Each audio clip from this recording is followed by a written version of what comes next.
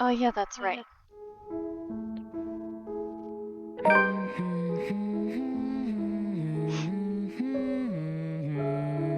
The pleasant aroma hits me as long before I cross the threshold. I'm hearing an echo of myself. Faint but light and warm, a reminder of what home is. Pa's stern but commanding gaze, Ma's tender smiles. Oops. The sunlight filtering through the eaves in the morning. And the distinct smell of cinnamon and vanilla as it drifts through the air every time something cooks from the room. The room, our room, Ma and Pa's pride and joy. My sister and I too, eventually.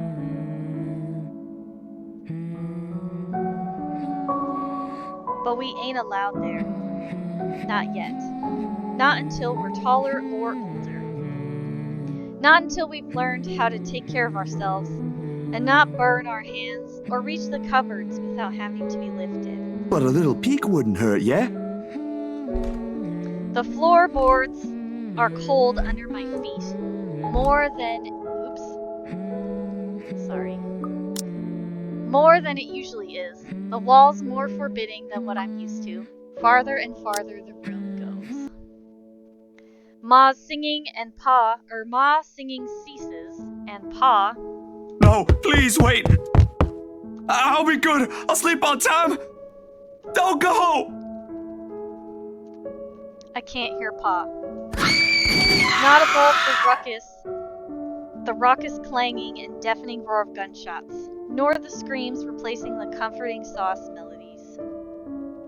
There is only blinding fear. When my foot slips and the red sea that catches me is bitter and frigid, but the blood that drips in my hand is warm, warm, warm. It ain't my blood. The walls tumble and everything goes quiet. Hey Ashley, welcome to the letter stream. Are you ready to get spooked? The first few notes, while muffled, are enough to wake me. It takes a few moments for everything to fall into place, for my eyes to adjust to the light streaming into the room.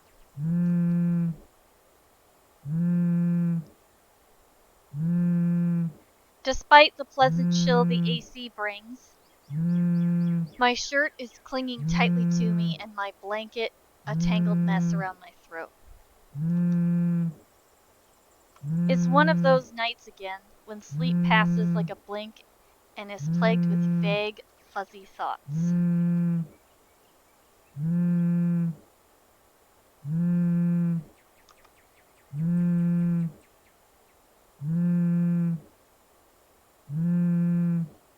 I lift a hand to rub away the drowsiness from my eyes, although it does little to relieve the gritty, burning sensation from my eyelids. Outside, the sun has yet to peek over the horizon, but night has already given way to the cool morning light, washing everything in subtle gray hues.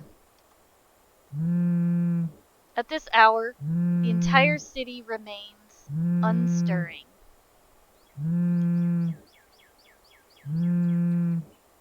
Ordinarily, waking up before my own alarm means abusing the snooze button once, twice, or thrice just to catch those precious extra minutes of sleep. But the persistent ringing makes it impossible now. This better be good. Groggily, I scramble for the bag sitting at the foot of the bed.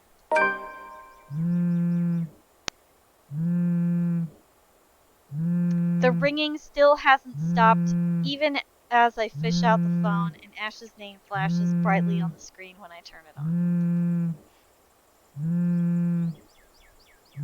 Must be pretty urgent if he hasn't dropped the call yet. Where are you? Ashton, it's 6 in the morning. Sun hasn't even risen. Hell, my brain ain't even awake yet. What do you need? Get your ass here, pronto. Here? Hold on. Can't this wait until I'm actually awake? No, Rebecca's not.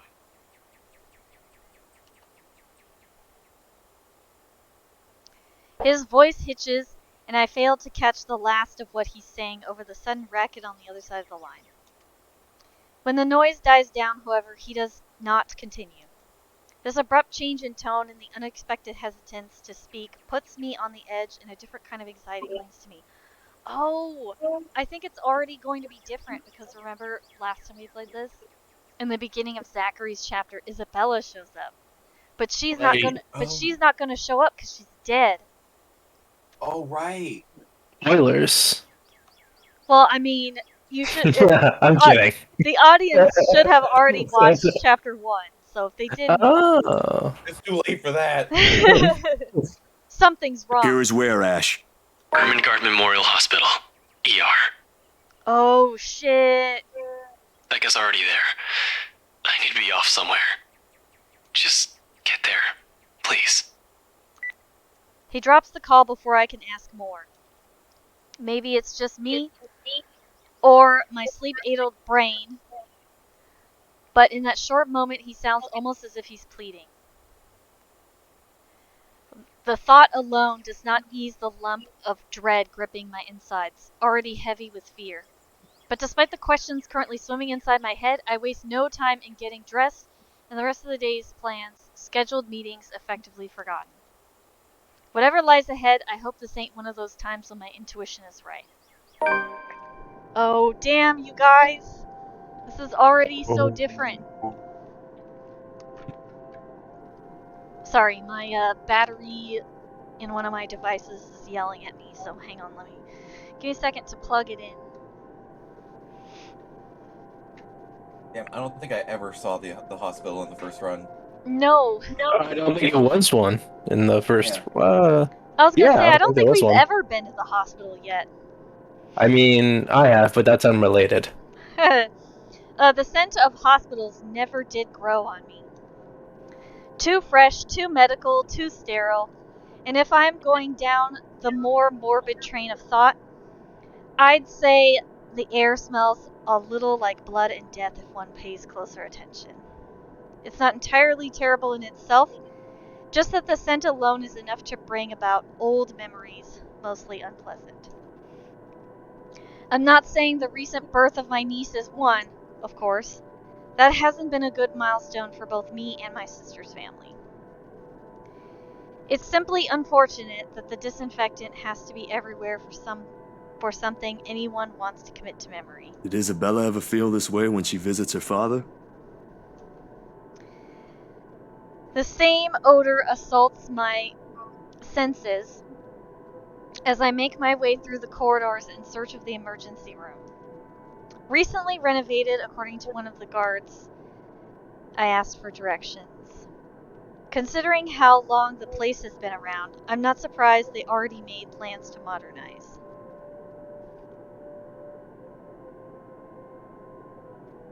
Gotta keep up with the times, they say, especially for a place where lives are saved. I don't have time to admire the new work, though. Soon the person I'm searching for comes into view. Rebecca's sitting still on one of the few benches lining the hall, her head bowed and her shoulders rising and falling in slow rhythm with her breathing. A pile of papers and various other personal effects have been arranged neatly beside her. And is that blood on those? I try to ignore the foreboding feeling it sends me as I reach for her and shake her awake. Rebecca! I'm here. Wake up. She opens her eyes at the second tap along with a small yawn of her own. In the hospital's bright lighting, the dark circles under her eyes are more noticeable. Her voice is still rough with sleep when she greets me. Zach, did Ash call you in? Pretty much. Woke me up, actually. Said it was urgent. What happened? He didn't tell you? Not really. He just said I needed to be here. Is everything all right? It sounded pretty urgent when he called. The way that guy phrased it, I thought for sure you had gotten into an accident or something.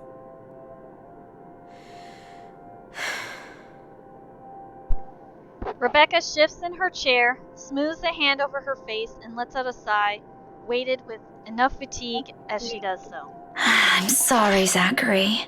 It's just Sorry, been a I long know night. I don't really know how I'm supposed to break this to you. Ashton should be the one doing this, but... The guy's busy again. No worries. You could tell me anything. No, it's Isabella. I'm afraid I can't quite follow, ma'am. You weren't entirely wrong. But it wasn't me, obviously. Last night, she got into an accident. A car accident. She was hurt pretty bad and they had to rush her here. A lump has suddenly lodged itself to my throat. Hand, there's an echo. Making it difficult to get the next words out. How bad exactly are we talking about here, Rebecca? Critical. But I don't know. I didn't see her myself. When I came here, she was already in the ER. Has been since last night. The doctors haven't said anything since then. And Ash? He's looking into the crash. He hasn't called again, but he promised to keep us updated. Another heavy sigh comes out of her. Abruptly, she stands and starts pacing, her trembling fingers laced tightly together in front of her. She continues for a good minute, treading the hall in short, uneven steps before stopping and pressing both of her palms over her eyes. As if that alone will be enough to stave off her exhaustion. I called her out, you know? I promised I'll treat her to dinner if she gets out of her room. I was only hoping it would cheer her up after the news. The one about her co-worker yesterday. And now, I should have just kept my mouth shut. If I did, then maybe she'd still be. Hey, don't blame yourself. You had no idea this would happen. An accident is an accident. If there's someone you should hold responsible for this, it's that ass who ran her over. Ash will find that guy, don't worry.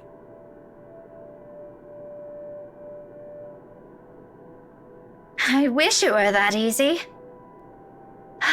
God, it's one after another, Zachary. And no one will tell me anything. I came in here asking for her, and all they said was, "She's in critical condition, ma'am." What are we supposed to do? I want to do something. I need to do something. But I can't. Not when she's still in there. Still fighting for her life.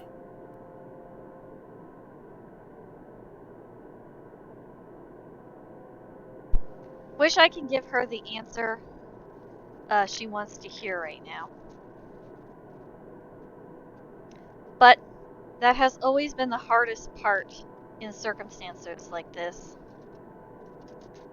Always out of control, always out of our hands. The least I can say to her right now is... let's save.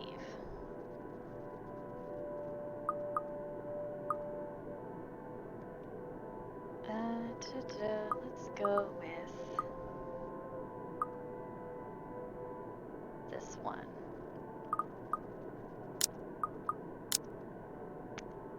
Let's try "you need to take a break." Anyone have any objections to that answer? Nope, I'm good. Okay, let's see. Oh, good. Looks good for me. Yay! Yay! Rebecca does not move nor pull away when I lay a reassuring hand on the on her back and lead her to an empty seat. Ouch! If Okay. things... Oh, I hit my foot on the drinks that are on the ground. If things are not as bleak as they appear, I doubt she would freely accept the gesture, strong-willed as she is. I know you're worried, Rebecca. We all are. But you have to think about yourself, too.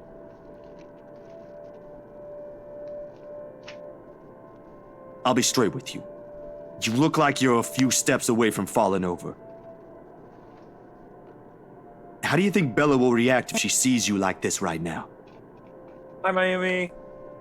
Hey, Zachary and Rebecca, everyone's at the hospital right now because, you know, the first time we played through Zachary's route, the chapter begins with Isabella showing up at his house. All right. Well, Miss she's Big. dead, so we're yeah. we're at the hospital. Ooh. You don't have to mince words with me. Just say I look like horse dung, Zachary. I won't be mad. All right, ma'am. You look like you stepped and rolled in a pile of horse dung today. Not the same thing, but the way you are, there doesn't seem to be any difference. There, wasn't that easy? But yeah, she'll scold me. Believe me, Belle will. She whines with how bossy I am every time, but she doesn't realize how she's every bit of a mother hen as I am. Don't tell her I said that. She's kind of dead though. Hey, they don't know that, okay? Oh. And then At least not maybe yet. she'll laugh after. I see. She never does stay mad with anyone for long. That she does. Sorry, friends, but your friend is very dead. It is unfortunate. Or you could always offer her food. You don't have to tell me. That has always been a last resort. It works every time. Look at us talking like she's gone and left us. I'm sure it's nothing like that. I think this is just us hoping we won't lose her. We won't. You sound very sure.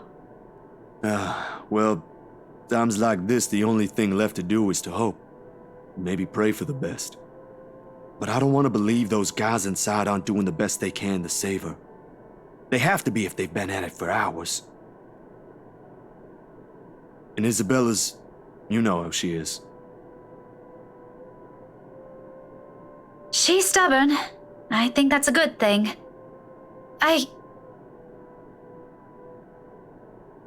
I want to believe she'll make it through because of that alone.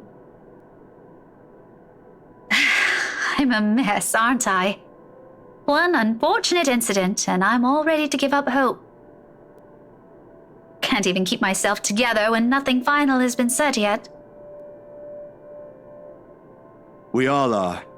A mess, I mean, in more ways than one.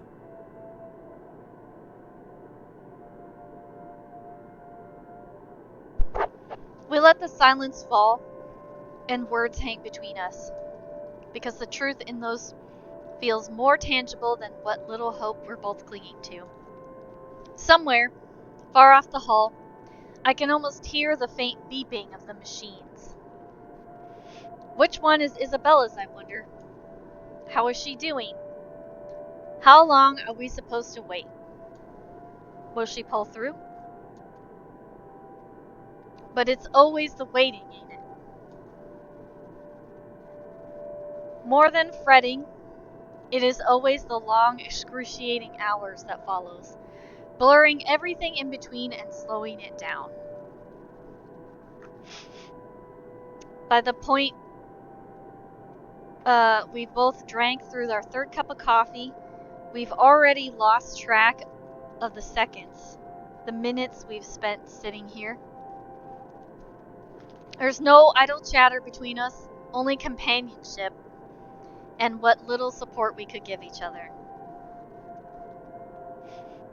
which is not much considering how long the two of us have known each other. Better for Ash to be here instead of me. Or Isabella, if only she didn't have a different battle to fight right now. Then again, we won't be here if she ain't. When a door finally creaks open and a voice calls for us, none of the world shifts back into focus the way I'm expecting it would. It's Rebecca who handles it with much patience and tact while I sit on the sides. It is her who faces the nurse, who listens to him, who nods and wordlessly follows when he gestures for us to do so, all in spite of the weariness beating her down. A different kind of burden now, after all that talk. I'm almost too afraid to ask. She'd love this room. The moment the nurse opens the door, the soft, late morning sunlight greets us from the sole window. I know she would. Might be a little inappropriate to think about now, but if she's well, Isabella will say the same thing. She has, after all, always favored the sun. Reminds her a little of home, she'd say. It reminds me a little of her, to be frank. In the background, the heart monitor blips faintly in a steady rhythm. She's not an easy sight to see, covered in bandages and a thick cast on her leg and neck with all these wires and tubes attached to her.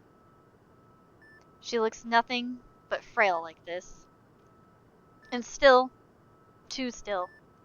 She's never still, and yet here she is, her breathing too quiet for comfort even as the ventilator pumps oxygen into her. They have to keep monitoring her. But she's okay now? We'll just have to wait? Not exactly. She isn't out of the woods yet.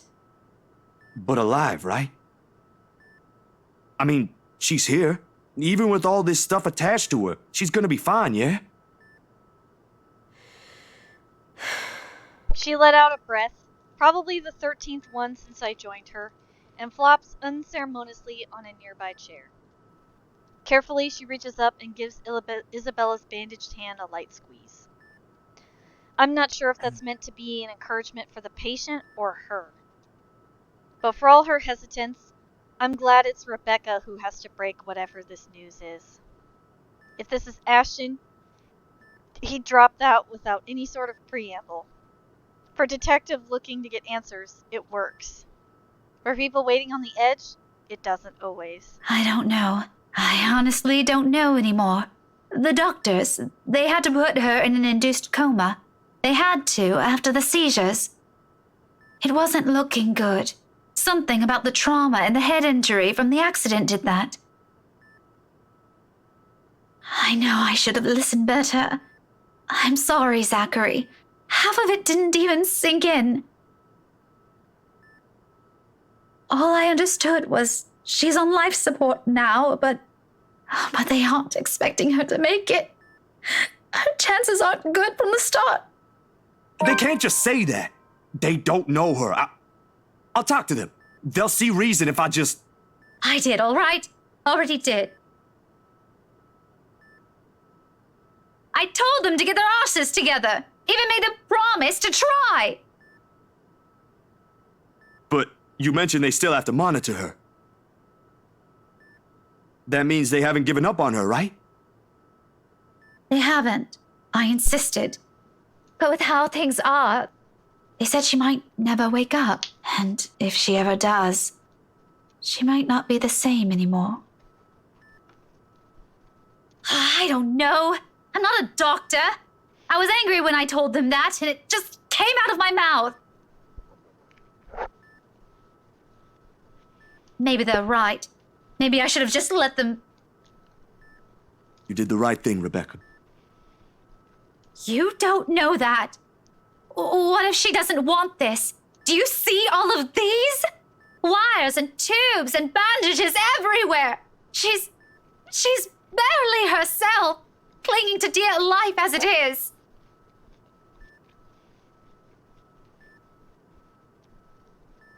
She can't even hear us. Doesn't even know there are people here worried sick for her.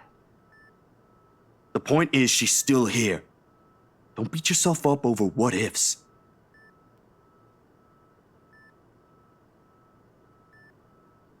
This ain't over for her, alright? I've seen people recover from even worse. Have some faith in her. I do have faith in her. You know what? I think this is just a lack of sleep talking. You been here since when? Last night? Go get some rest, Miss Gales. But Isabella's... I'll take care of her, don't you worry. We can do shifts if you want. But go home first. We'll talk about that later when you ain't looking like you're about to fall apart. If you keep going like this, you're the one who'll end up here next. The rebuttal I'm expecting from her for even suggesting the idea doesn't come. To my surprise, she merely chuckles. This feels like a conversation I had with Isabella a few days ago. I said the exact same thing to her. Then maybe it's a sign you should rest. Let me take over from now. Maybe. But I'll keep that in mind. Are you sure you'll be fine alone? I'll come back this evening. So if you need anything picked up, I can get it for you. Nah, no problem on that front.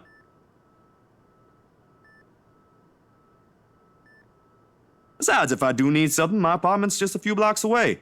Skipping a hop, that's all I need. Focus on getting some sleep. Let me take care of this for a few hours. Do it for everyone's sake, Will do. Thanks, Zachary. If something changes with her, promise me you'll call. Oh, Garfield. You'll be the first one to know, ma'am. Well, if it comes to that. Sorry. I hope the news I bring It will is be a better sad than the story. one we What got about this the morning. Garfield character? Stepping on my keyboard. Oops.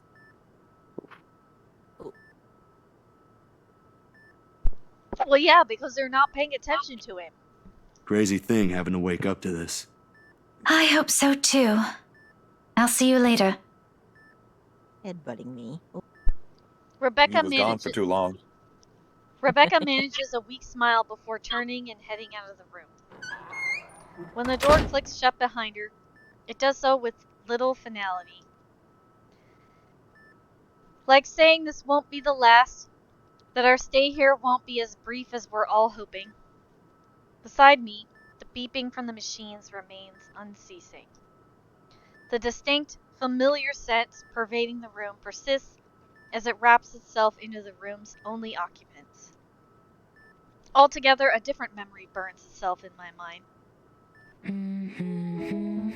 There is something personal in the melody slowly threading itself into my consciousness. A hum, pleasant in every note, lingers in the air and carries with every shift. It reminds me of our room. Of a little place my sister and I once called home, and of a promise made several springs ago. Back when our walls are bare and everything's still foreign and new. The soft rustling wakes me long before I can fully remember. Someone is speaking in the room. In hushed whispers, muttering words like a secret not meant for my ears to hear. This is stupid. It takes a little while for the recognition to sink in and remind myself where I am. But sure enough, when I shift my gaze up, Ashton's there, leaning casually against the edge of the bed, arms folded across his chest while sporting a pensive expression on his face. I'd say it's close to wistful, but this is Ash. And with the room's lights dimmed down, one really can't tell. Hey, Ash. If my sudden movement surprised him, it only shows in the slight lifting of his eyebrow before he acknowledges me with a small nod. How long have you been here? Just came in a few seconds ago. Oh, sorry. I didn't hear you. Figures. It's not a problem. You probably need to rest anyway. You're the one talking. You look like shit. So I've been told. Seriously, how long have you been up? 18, 20 hours or so? It doesn't matter. I'll get some shut-eye later. Where's Rebecca? I sent her home early, but she'll be back to... Both of us turned just in time to see Rebecca ease the door open and step inside. She brought a traveling bag with her, and from the way she transfers its load to her other hand, it's heavy enough with things for maybe 2 or so days worth of sleeping out.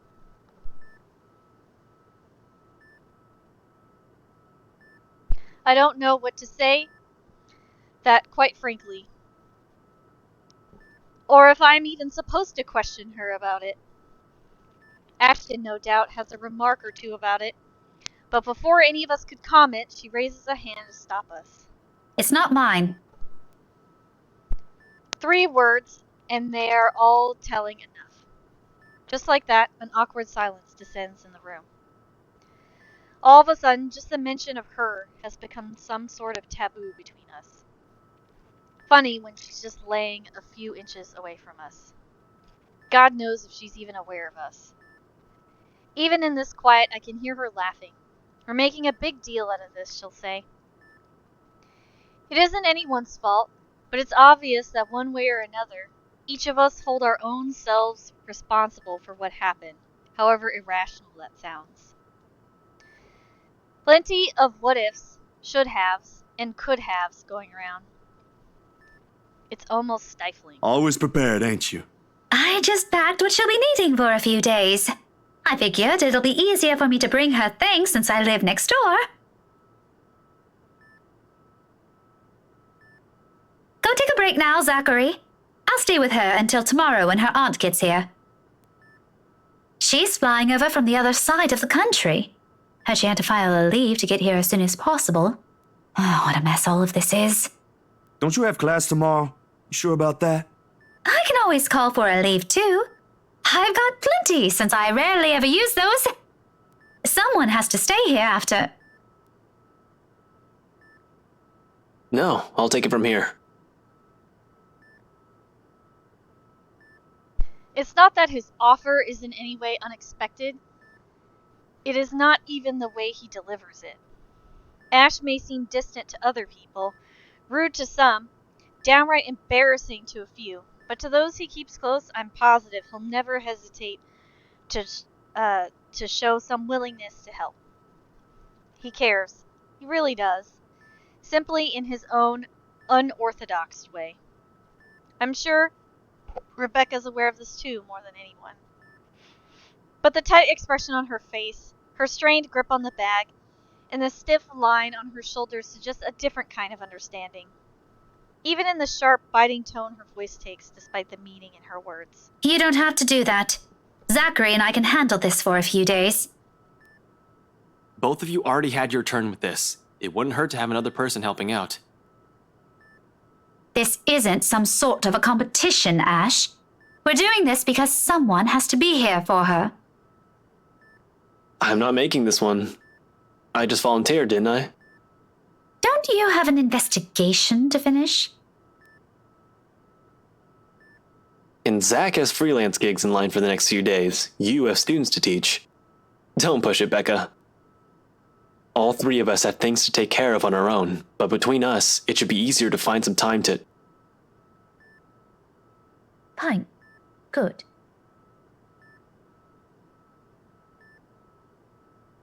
Her voice is almost too quiet.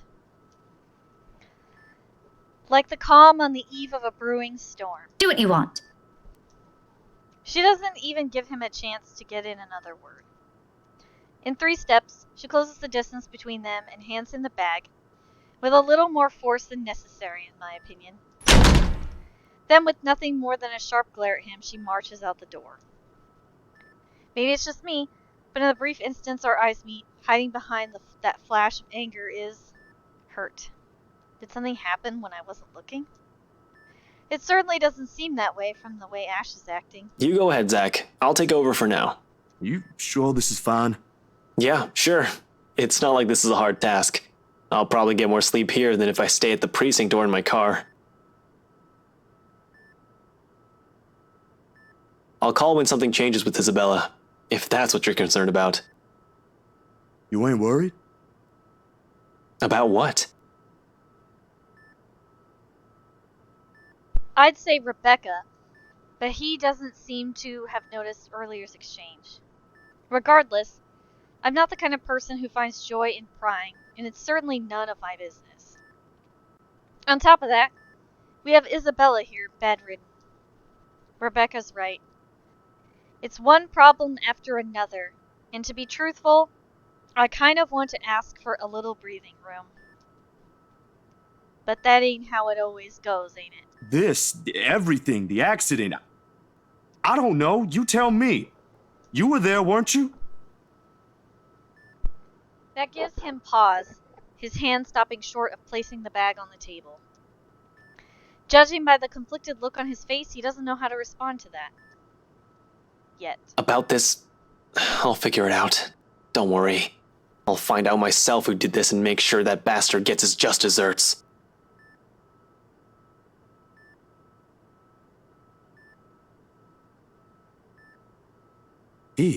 So you do have an idea who?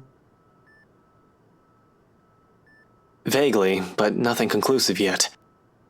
I'd rather not say anything until we've got everything sorted out.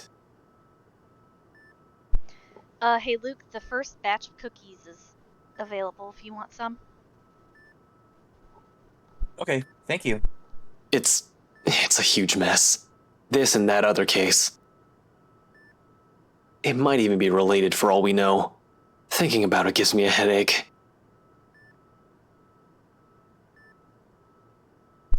He lifts a hand and pinches the bridge of his nose. His eyes are squeezed tight in what's perhaps a struggle not to overthink, or keep whatever frustration he feels at a considerable distance, preferably far enough so he can think clearly. When he's like this, it's better to leave him alone with his thoughts. But as I'm about to pull the door open, ready to take my leave, he calls out. Do me a favor, Zach. Make sure you keep away from the Wrights this time. Tell Rebecca the same thing. The name rings a bell, though at present I can't recall where I've heard it recently. Nevertheless, I nod, if only to give him some peace of mind. This guy already has enough on his plate. I'll remember that. See you later. If you catch up to Becca, make sure she gets home safe. Will do. Go get some sleep yourself. I throw him one last look, even though at this point I'm not sure what I'm searching for in his face.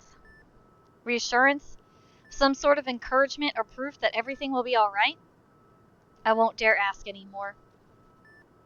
Not when he's doing this, looking forlorn, like as if he's failed a lot of people. One person in particular. With one last wave, I close the door behind me, leaving wishes of hope and a whole slew of unspoken remorse and concerns in the room.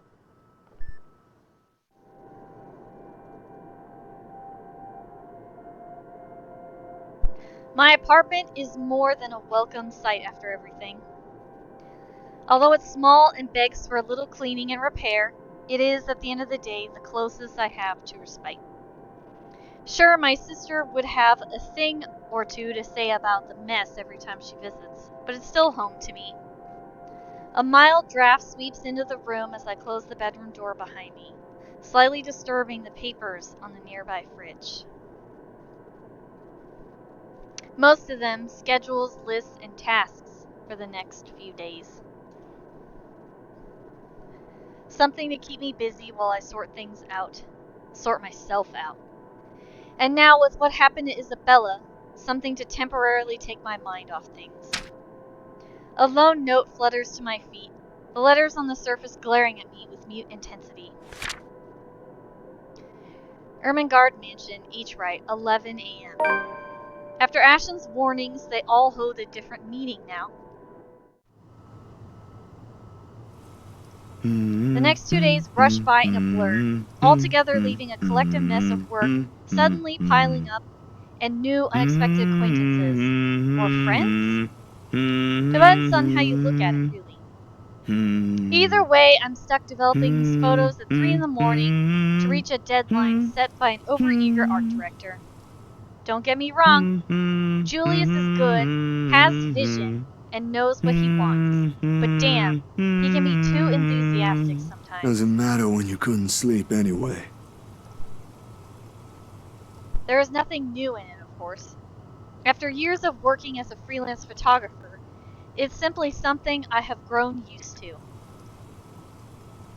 Get to know people, build a client base, do good work, and cash in some late hours if need be. Rinse and repeat. It certainly takes a while to get some footing on the field, but it's the kind of thing that pays off in the long run as long as you keep at it. Given enough time, you might end up with big names on your client list. Names like the Wrights, in particular. I never did pay much attention to them, but it's virtually impossible not to hear about them when a local news channel or paper has something to say with their name on it. A party here, an acquisition there. Sometimes it's a new business venture, other times it's everyday gossip that typically follows popular people like them. Not in a million years did I ever imagine I would end up working for such a high-profile couple. And between that and the fuss that comes with, it leaves me no time to ponder over whatever happened to Isabella and why Ash is so adamant we keep away from the pair. They do seem like the good folk, though, despite the whole fame thing.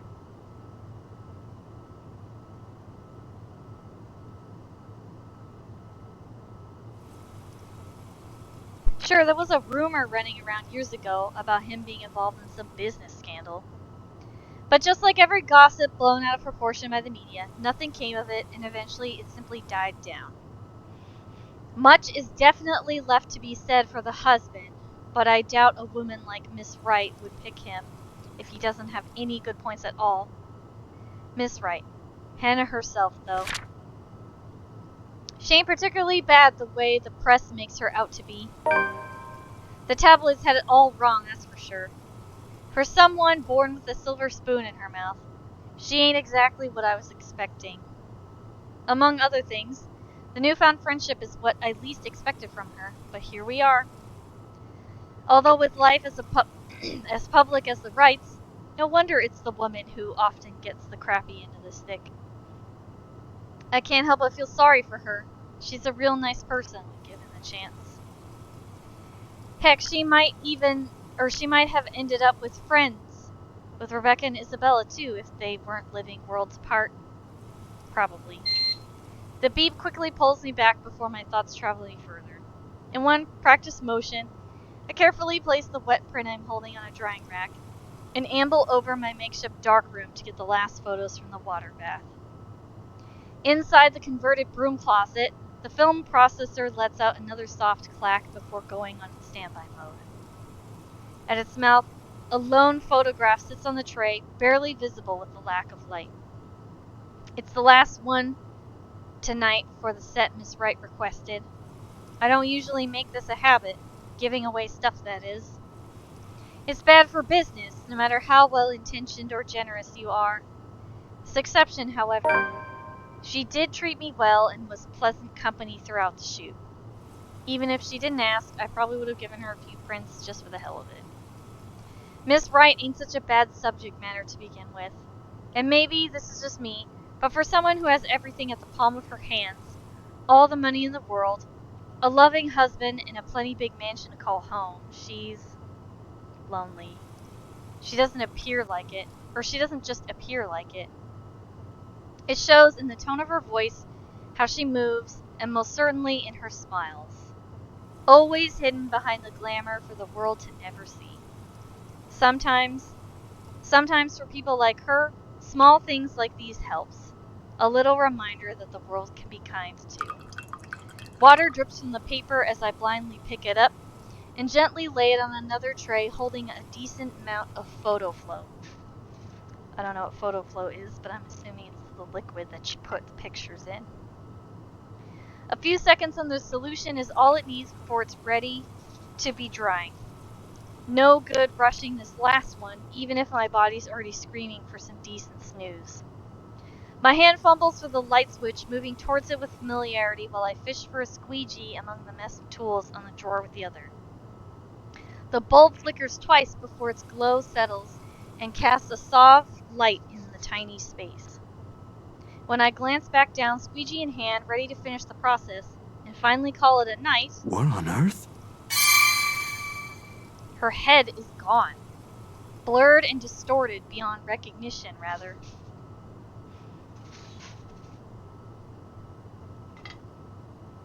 The area So you're not doing a very good job at this. Right? The area completely... Oh, man. The area completely smudged over, leaving no trace of the small, sweet smile the good woman carried in all those previous prints. Damn, that was too careless. A common mistake to make, of course, if one is negligent enough to pick a newly processed photo in the dark, like I apparently did. It has happened before. Loads of times, actually. But still, I can't help but feel a small pang of frustration over one mistake a newbie would likely make.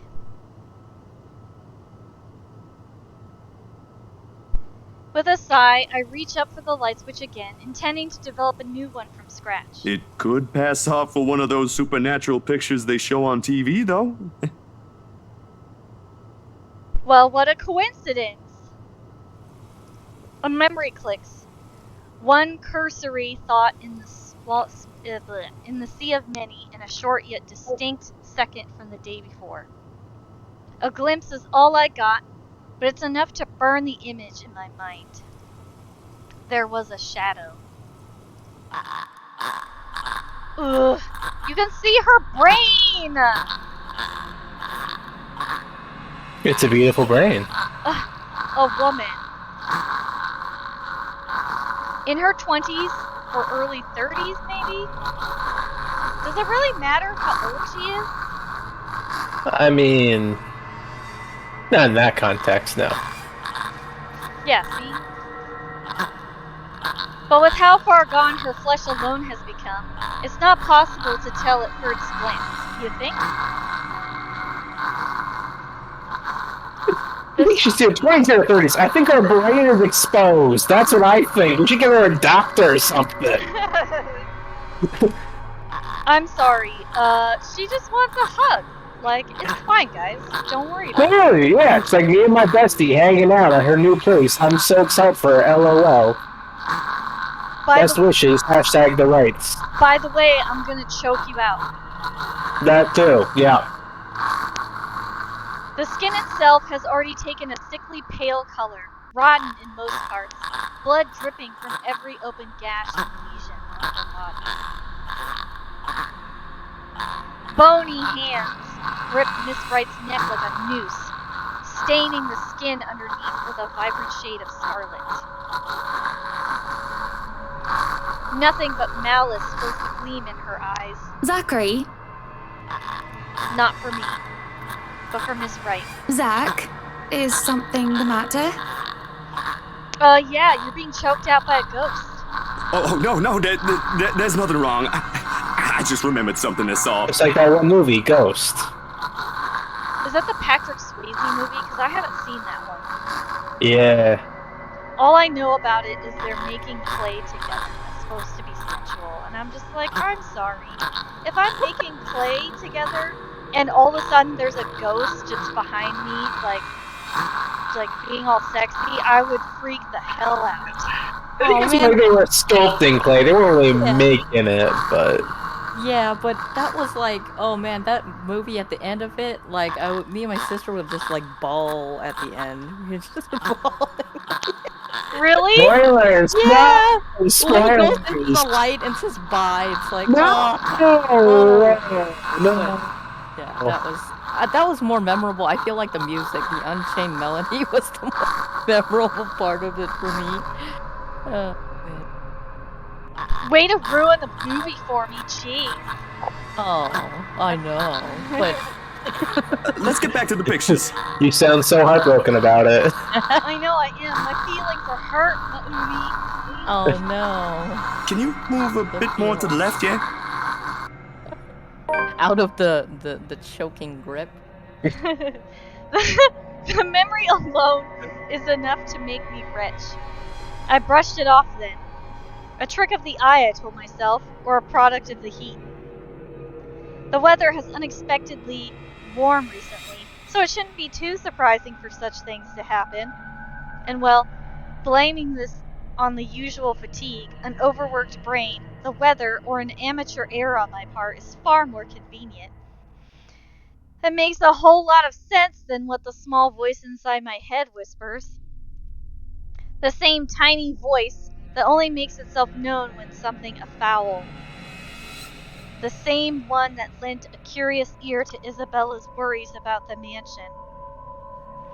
With each second I spend staring at this photograph, the murmurs in my head only grow louder against my ears. Someone has to know. Well, let's see. Last time we showed the photo to Hannah. So we're gonna go ahead and show the photo to Ash this time. Good call, good call, good call. Ash will give me flack for this. He will. I can already hear what he's going to say about this the moment I bring it up. Hell, before he even sees anything, I'll wager. The guy's a skeptic through and through, and it'll take more than my account for him to even consider this. But when you've been there and seen something enough to raise the hairs at the back of your neck and leave you wanting to flee or hide, what he thinks is the least of my concerns. I'm no hero. That's the best title reserved, or that title's best reserved for someone else. Still, if this'll help him change his mind, it's worth a try. I won't change what happened to Isabella, but she certainly won't wish for anything to happen to us either. Outside, the sun has yet to rise. I've still got a few hours before dawn. Good enough time to mull over how I'll go about this with him. And plenty of space to check if I get the same result if I redo the process again. The film processor hums back to life at my touch. The light switch gives out a soft click and darkness embraces the small closet again. Somehow those urban legends don't sound so silly now.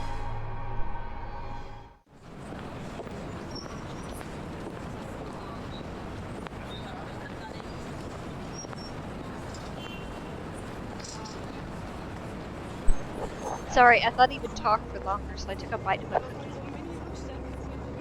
Sometimes, I wish Ash would make himself easier to find. 24 messages, 13 phone calls, and 1 visit to his flat later. I still have no idea which rock in Luxburn he went off to hide under. This guy has his own place but refuses to stay in it. Has his own phone but doesn't answer any of his calls or give any indication he's gotten my messages. Most of the time, he'll just show up on my front door. Sometimes in the middle of the night, complaining about how uncomfortable it is to sleep in the back of his car. As if the old couch in my flat is any better. Nothing new from him though, but a bit frustrating really. There's the police scene, of course. Then again, he's not there most of the time either. And if that's also true for today, he's likely out on another stakeout. There's nothing much for me to do but wait if that's the case. Let's just hope I'm lucky enough today. While Luxborn is a relatively peaceful city boasting a low crime rate, its precinct stays abuzz with activity. Hey Butler, welcome to the spooky stream. As soon as I open the glass front doors, murmurs coming from the people waiting in the lobby welcome me. Officers can occasionally be seen shuffling in and out of the rooms, greeting civilians with a casual smile and a polite nod. Some, though, look a little worse for wear. Their receptionist, who looked at me with much disdain the moment I arrived. Thankfully, I won't have to deal with him today. Before I can step in, Ashton's voice, though low, comes from the hallway adjacent to the lobby. Not even for just 1 minute? No. The case was dismissed, remember? You were the one handling that case. If you want access to those records, you've got to ask Chief. I was taken off it before shit went to hell. Why do you even bother? Even Professor Clark seems to have given up on that. Well, Never mind, you won't understand. Right. I know you owe Professor Clark a lot, but the right guy isn't just someone you mess with. They've got the money. Who knows what else gets swept under the rug with them involved. That takes a special kind of ignorant not to know. And a smart person to know which boundaries he can't cross. You're a bright guy, you'll figure it out. In any case, I've got to get going. Another missing person case on my hand. Benjamin on the front desk looks like he's about to maul someone after the fourth one yesterday. Murders, people missing, what a time to be alive. Man, I miss the old Luxburn. You and me both. I'll see ya. Gonna go grab some lunch. He notices me first as soon as he enters the lobby and pauses. Confusion briefly crosses his face until I fish out the phone from my pocket and wave it up. Frowning, he pulls his own mobile out, wordlessly fiddling with it for a few seconds before sighing heavily. There ain't any annoyance in him when he glances up, though. Only mild exasperation at what might be a hint of amusement. Although, underneath all that, there's something else, too. Hiding subtly in the dark circles under his eyes, his slumped posture and partly unkempt appearance. Sorry, I haven't gotten a chance to check any of my messages yet. I was looking up something. You sure you can still step out like that? Yeah, no problem. I need to get out anyway. What are you doing here in the first place? Well, I was hoping you could check something for me, but you don't appear to be...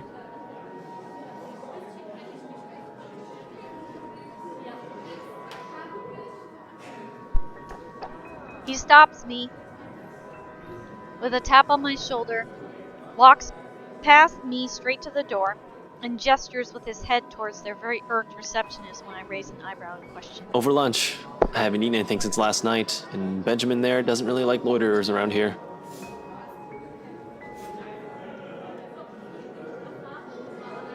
Wordlessly, I follow after him, but not after sending the poor guy behind the table an apologetic smile. As expected, he takes a seat in the farthest corner of the cafe, a good way from the window, but easily allows a view of who comes and goes. Secluded enough not to be disturbed by the lunch hour rush, or be overheard by a curious bystander. If I didn't know this is the lunch he invited me to, I would automatically assume I got dragged into another stakeout. After years of knowing him, though, this has simply become one of the many habits I've gotten used to. Ash letting out long, drawn yawns every few minutes, however, is a new thing. Damn it, all of that looks delicious. Also, is it just me, or does that latte look like it has Ash's face on it? Yeah, they definitely did one of those milk pour thingies. Even as food arrives minutes later, he stays distracted. His eyes distant and focused at some point on the table, and a frown creasing his eyebrows as if deep in thought. This, while I'm left to grapple for a decent thing to talk about for a plate of vegetable quiche, his odd choice of cake for lunch, and the hubbub surrounding the two of us. Small talk has never been my strong point, and against everything sensible and wise in the world, I blurt out the first thing that pops into my head. Any news about Bella's condition? He pauses, the fork stilling halfway to his mouth. Ash is far from the most open person in the world. Even to us, the people he already let see past the cool and distant persona, there are some things he keeps safely tucked away to himself. In that one unguarded second, though, a pained expression shoots across his features, one he doesn't bother hiding under his usual mask of detachment. I'm not sure why, of all the things happening right now, I find that alone unnerving. No change since I left yesterday. Rebecca visited last night, said something about an aunt taking things from here. I didn't hear most of it. I was needed back at the precinct, but I'll probably drop by again later to see if I can help. I think it's the one who helped to get the job at BRC. Really? I only just found out. I thought Isabella was living alone all this time. Well, I assume since Becca is her emergency contact. She is living alone, technically. Her aunt's working pretty far from here. She only mentioned her in passing before. Can't very well help the family when her aunt has her own set of mouths to feed. Bella had to be the one to take the job. Something like that. And it ain't even like she'd want someone else to do the work. If she can, she'll do it herself. She's stubborn, that's what she is. You shouldn't talk. He gives a non-committal hum and returns to his food.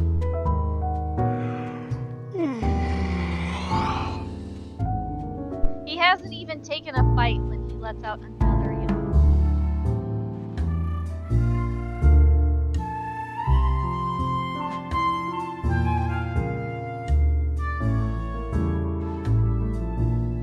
Alright, when was the last time you slept, or don't you need to slow down?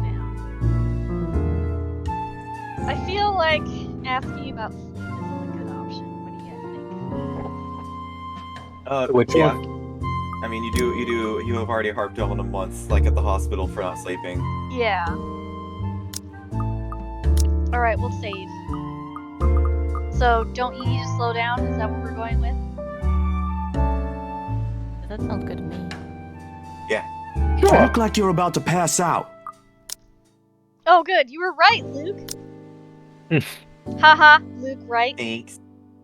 Ah, No! I'll be fine. What I I'm need to doing is more stab important myself to now. No! I really hate myself now. No. You want to punch yourself now? Exactly. I want somebody named Hannah to come over and just give me a really, really strong right one to the face. Don't you think you need to slow down for a little?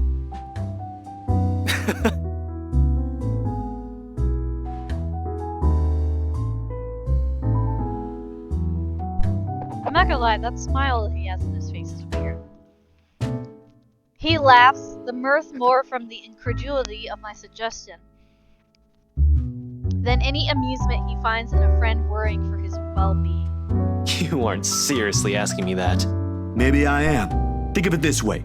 If it's Rebecca who's asking, oh, she won't be as nice as I am. That's low, Zach.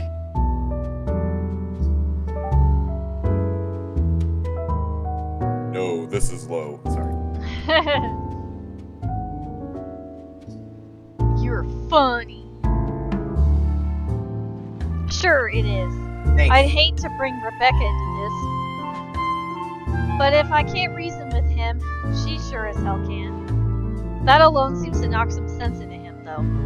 The horrified look on his face said something. I'm just giving you your options. Yeah, I get it. I'll see what I can do after this.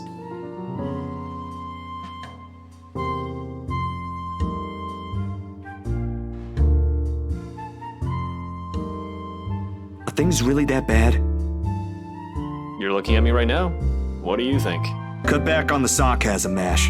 I really want to know what's happening here.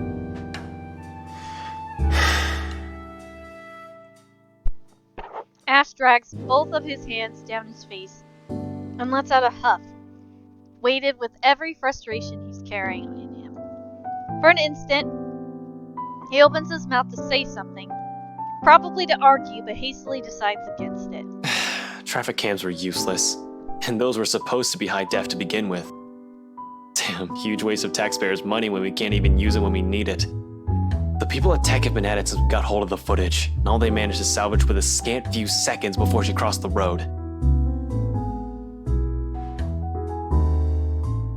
How does that help? Well, there must be some use in that alone. Like, maybe someone pushed her? There was no one else. She just stopped right in the middle of the road. Just right in the fucking middle. It's like there was something there that prevented her from crossing. I just don't know what. Zach, Isabella's not that stupid. There was something there. That's what made her stop, and the traffic cams didn't catch it. Something. Abruptly, he trails off and gapes at me with wide eyes as if something had just snapped properly back into place inside his mind. Or someone. Someone was there. Actually, if we're gonna talk about someone, maybe this has something to do with it as well.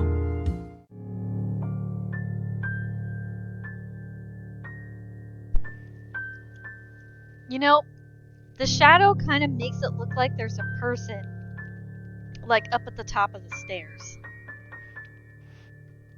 The expression on his face grows more puzzled with each photo I spread on the table. There's about 8 of them. All of it reprints the same thing, Miss Wright's distorted head on the photos. He takes a minute to go through each, eyeing the prints warily. The furrow on his brow doesn't ease, even as he gathers all of it into one pile and sets them into one neat stack in front of me with a heavy sigh. Hannah Wright? Yeah. How did you... The locket. She never takes it off. Evan's family heirloom. I won't even think about asking why or how he knows that. If he's investigating them, he'll likely have dug up every unimaginable dirt on them, including family history. You never mentioned you got work from them. Yesterday, yeah. It's just a small feature for a magazine. Interviews, photos, standard stuff. Nothing. But see, here's the thing. I don't know how else to put this out there without sounding crazy, but there really is something odd with that place. Remember the letter?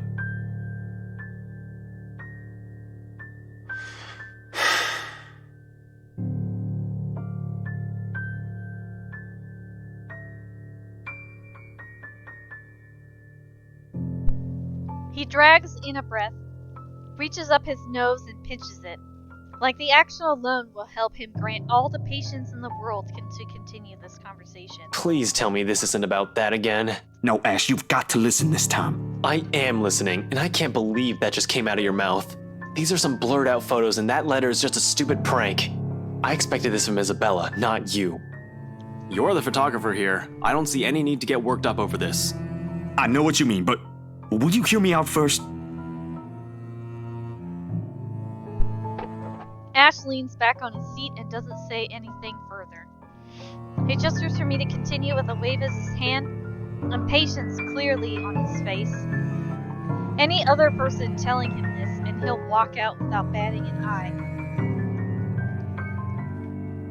I suppose the only reason he's giving me the benefit of the doubt is because we know each other. Ash, I don't easily buy into these things as much as you do. Yesterday, though, behind Hannah.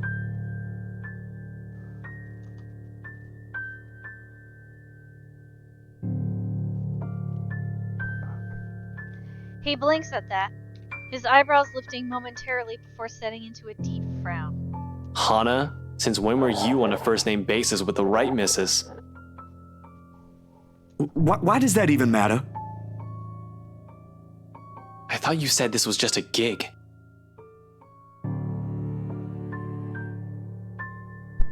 His voice stays level, but the accusation in it is as clear as day. It hits a nerve in me somehow, more than that tone usually does. I do get where he's coming from, but... should I say it's really just a gig? Yes. Yeah. Okay, cool. Patience can be a tough thing to summon at times. We didn't get this far as friends if we'd let our own tempers be the lord of us. Bro, it's really just another freelance work. He eyes me skeptically. The same stare he reserves for people he interrogates. Is there a certain, like, level of, or is there something you had to do to kill Zachary? Or is it Yes, just- there is. Oh, okay. I have to climb through the window. So, you know when he goes back to the mansion to look for Ash? Oh, yeah. Actually, I think I witnessed his death one time before.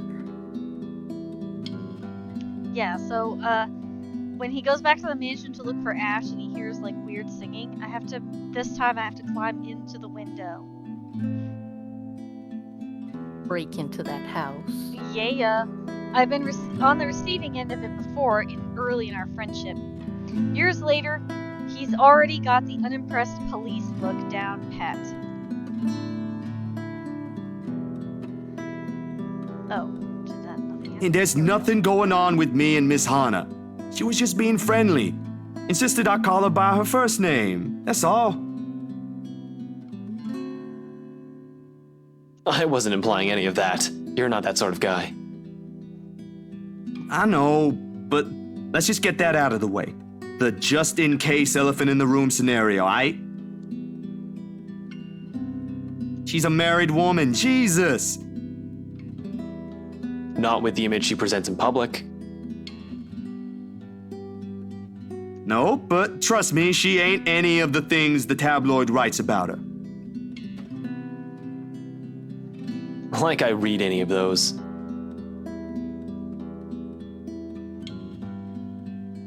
I know you don't. But keep it in mind, will you? Will do. Though I can't promise she'll get off scot-free if she's involved. Man, with how you're acting, it feels like I'm doing a solid for your girlfriend. Cut that out, will you? And I'm not asking you to. Besides, what's currently going on here is more important. All right, lay it in.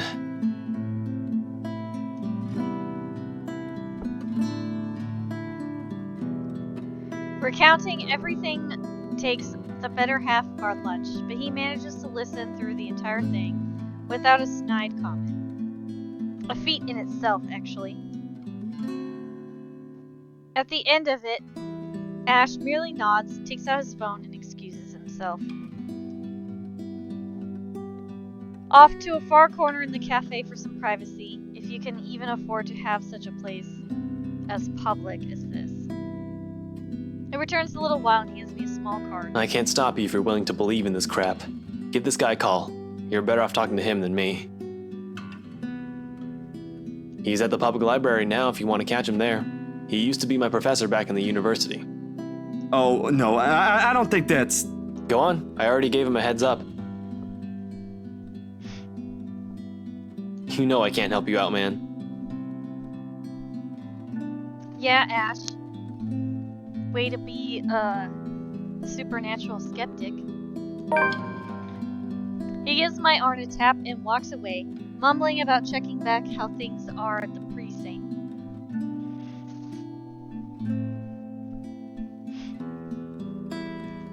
I don't see his face when he leaves, but I know this is his own little way, ouch, of helping out despite what he doesn't voice.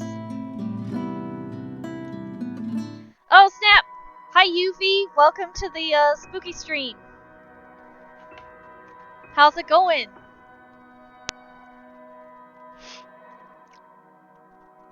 Of all the places it never crossed my mind, I'll end up wandering into the public library today, considering I rarely ever visited. Somehow, there have always been this kind of disconnect between me and books in general. Sure, some of them held my attention in my youth, during the brief times of day I was left to my own with nothing to do. I went through the whole of Grand's collection, as a matter of fact. Read all of them twice or thrice even. But they never did hold it for long. Most of it never even sticked.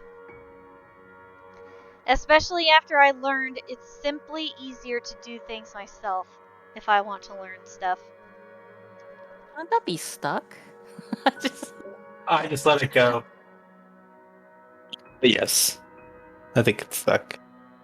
This ain't in the plan in the first place. But after Ashton went through the trouble to contact the professor, I just can't ignore it. Oh, there are a few jump scares.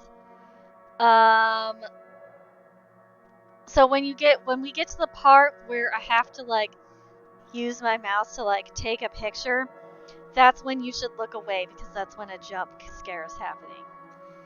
But then after that, I don't know if there's more because we made some decisions earlier on in the game that might make this go a little bit different than it did before. Nothing but the quiet greets me inside, though. Not the typical mum one would associate with a library, but one akin to a hush prior to an impending trouble. Or perhaps I'm just overthinking again. I really like to think I'm just thinking too much about this, that this is just the lack of sleep talking. Regardless, apart from a group of students murmuring in the corner somewhere, the place is free of its usual visitors.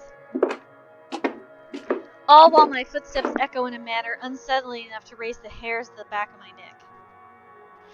Much to my relief, it does not take me long to find him, being the only occupant in this side of the room. Professor Andrew Clark. I've never personally met the man, but Ash has spoken highly of him several times. In fact, he is Ash's go-to guy when something's troubling him with a case. My steps are unsure as I approach. At any rate, he greets me with a warm smile like a grandson he hasn't seen in a long time. Ashton's friend, I take it. Zachary. You'll have to forgive this old man if I don't get your name right. Oh no, you got it. It's Zach. Zachary Steele, Professor Clark. He gestures at the empty seat across the table while he returns to his books. The next couple of minutes pass in relative silence as he continues to read and take notes from the pile he's accumulated on the table. Maybe I should have taken a book first before heading here? But before I can even get far into that idea, the professor clicks the book shut and sets it atop the stack next to him. Ashton told me you were hoping to get answers from me. Although I'm not quite sure what I could share, I'll do my best to help. Of course, there's a lot of things I want to ask. How do we get out of this mess is the first among tens of hundreds of concerns in my head. But in the presence of someone I barely know, the thoughts won't easily form. He is nothing but patient, however, and with enough time to mull over, a question finally forms. Do you believe in the paranormal, Professor? It's supernatural, actually. Don't worry. It's a common mistake to make, but they really are two different things. The other one deals with what we can't explain at the moment, while the other are things we may not have an explanation to. Here.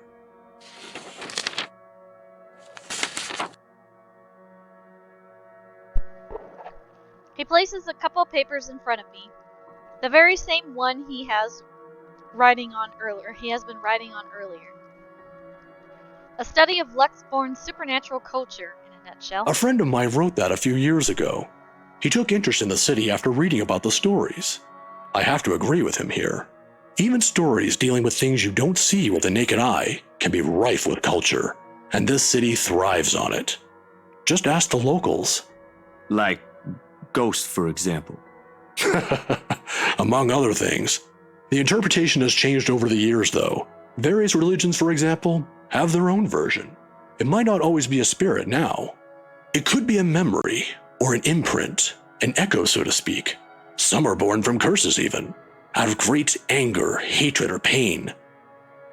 There was this one story. Here it is.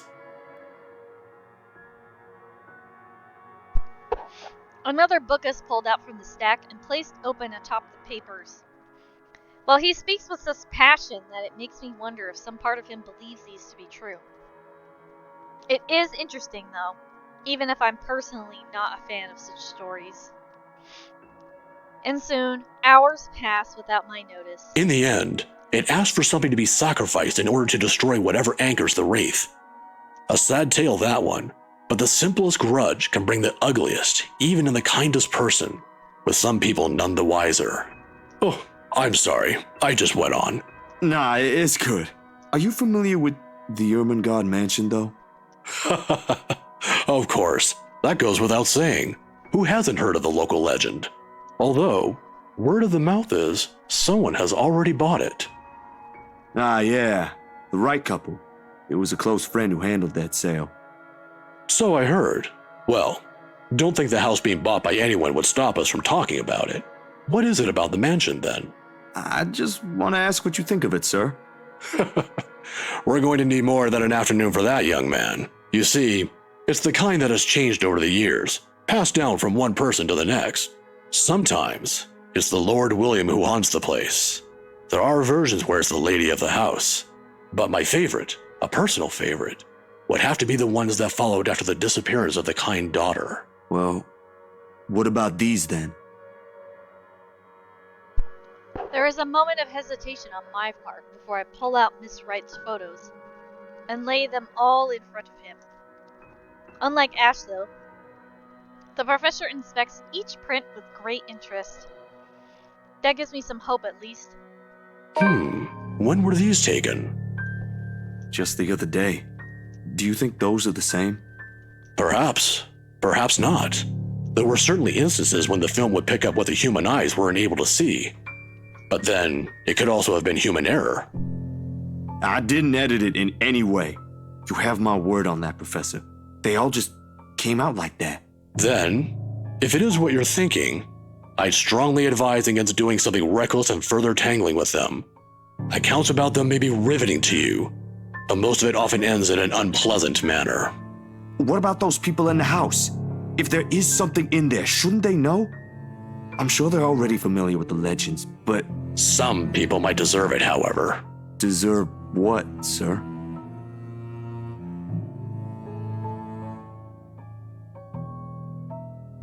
All of a sudden, the tenderness in Professor's eyes disappears, his face becoming unreadable. As though catching himself, he hastily clears his throat, gathers his books, and rises from his seat. Professor? I'm sorry. I just remembered something I neglected to do. You'll have to excuse me, Zachary. All right. Do you need any help with that? Don't let my looks fool you, son. I can still carry a few hundreds. I've been doing this for years. I'll see you some other time if you have any other questions. Of course. It was nice knowing you, Professor. He doesn't hear it, however. In a few short strides, he's out of the library, leaving me and every piece of this whole mess amidst the oppressive stillness. Despite the answers gleaned, more questions surfaced. Is there even a single way out of this? I hope we find it soon. Oh snap! What do you think? Do you think the professor's gonna go do something to, He forgot to let out the slaves from his dungeon. Oh, damn! He's like, I forgot something. Just like... Humans need to eat. Excuse me, I need to go take care of my pets. I need to go right now. The moon is well into the night sky by the time I make it back home. My heavy treads and the sound of traffic outside echoing in my ears, filling the empty room with some semblance of life. Nana would scold me if she ever hears me walk like that. But after today, I really can't give a damn about everything. Hang on, I gotta adjust a volume really quick. Something got loud all of a sudden. It wasn't me. Are you sure it wasn't you? I really hope not. Okay, the mattress creaks under my weight as I unceremoniously flop down on it, and I find myself looking at the paper under my grip. Oh shit! Dropped some stuff again. An invitation and a request to cover an event, the Wright's housewarming party tomorrow evening. If only it were that easy, but it'll give me a chance to talk to her about that thing in their house. With a sigh, I let my hand fall to the side of the bed along with the invitation. I'll think about it tomorrow when my head ain't muddled with thoughts of a headless woman and haunting smiles of a ghost. Belatedly, it occurs to me that the last meal I ate had been the one with Ashton. An empty, gnawing ache makes itself known, but I can't bring myself to stand up. Today was a complete waste of time, and frankly, a disappointment. I don't like this. The lack of certainty, the disquiet, the lack of stable ground to stand on, the part where I do not know what will come tomorrow. Ever since that damn letter, everything has been thrown out of the loop. I wish everything stayed the same. Routine would have been easier to make sense of than this. Closing my eyes, I let the noise from the streets below lull me to sleep. At the very least, that's the one thing that hasn't changed. The melody carries into the hall long before I cross the threshold. Solemn but gentle and soothing, a reminder of what home is. Pa's firm but meaningful gaze, Ma's wistful smiles, the warm rays filtering through the eaves at sunset, the distinct smell of wet earth and leaves after a long day's rain in our room. The room Ma and Pa's pride and joy, a place we were once promised several springs ago. Yet, and it won't stop. No, wait! Come back! I'll be good this time! Please don't leave! Please stay! The floorboards are cold under my feet more than it usually is. The walls more forbidding than what I'm used to. Farther and farther the room goes. Ma's singing ceases, and Pa... I can't hear Pa. Not above the ruckus clanging and the deafening roar of gunshots, nor the screams replacing the comforting sauce melodies. There is only the blinding fear. But when the light breaks... Her skin has already taken a sickly pale color, rotting in most parts, blood dripping from every open gash and lesion in her body. Bony hands grip Hannah's neck like a noose, staining the skin underneath with a vibrant shade of scarlet. Nothing but malice fills the gleam in her eyes. A scream ripples through the air. My whole body feels distant. Every limb heavy with lead, all unable to move it. Oh no, it's this part! Oh, I hate this. Not even so I can wipe the Definite beads jump of sweat. scare warning. Definite, dang it. Not even so I can wipe the beads of sweat from me at my temple. I'm so flustered I can't even read. The rasping of my breath easily fills the room in the wee hours, while I force it back into a steady rhythm. There is a tightness in my chest I can't shake off. My heart pounding against it as if it's about to burst. Something cold has settled in my legs. Not the usual chill that comes and goes with the passing breeze from the window, but one strong enough to sting, shackle, and leave a frigid sensation creeping up my skin.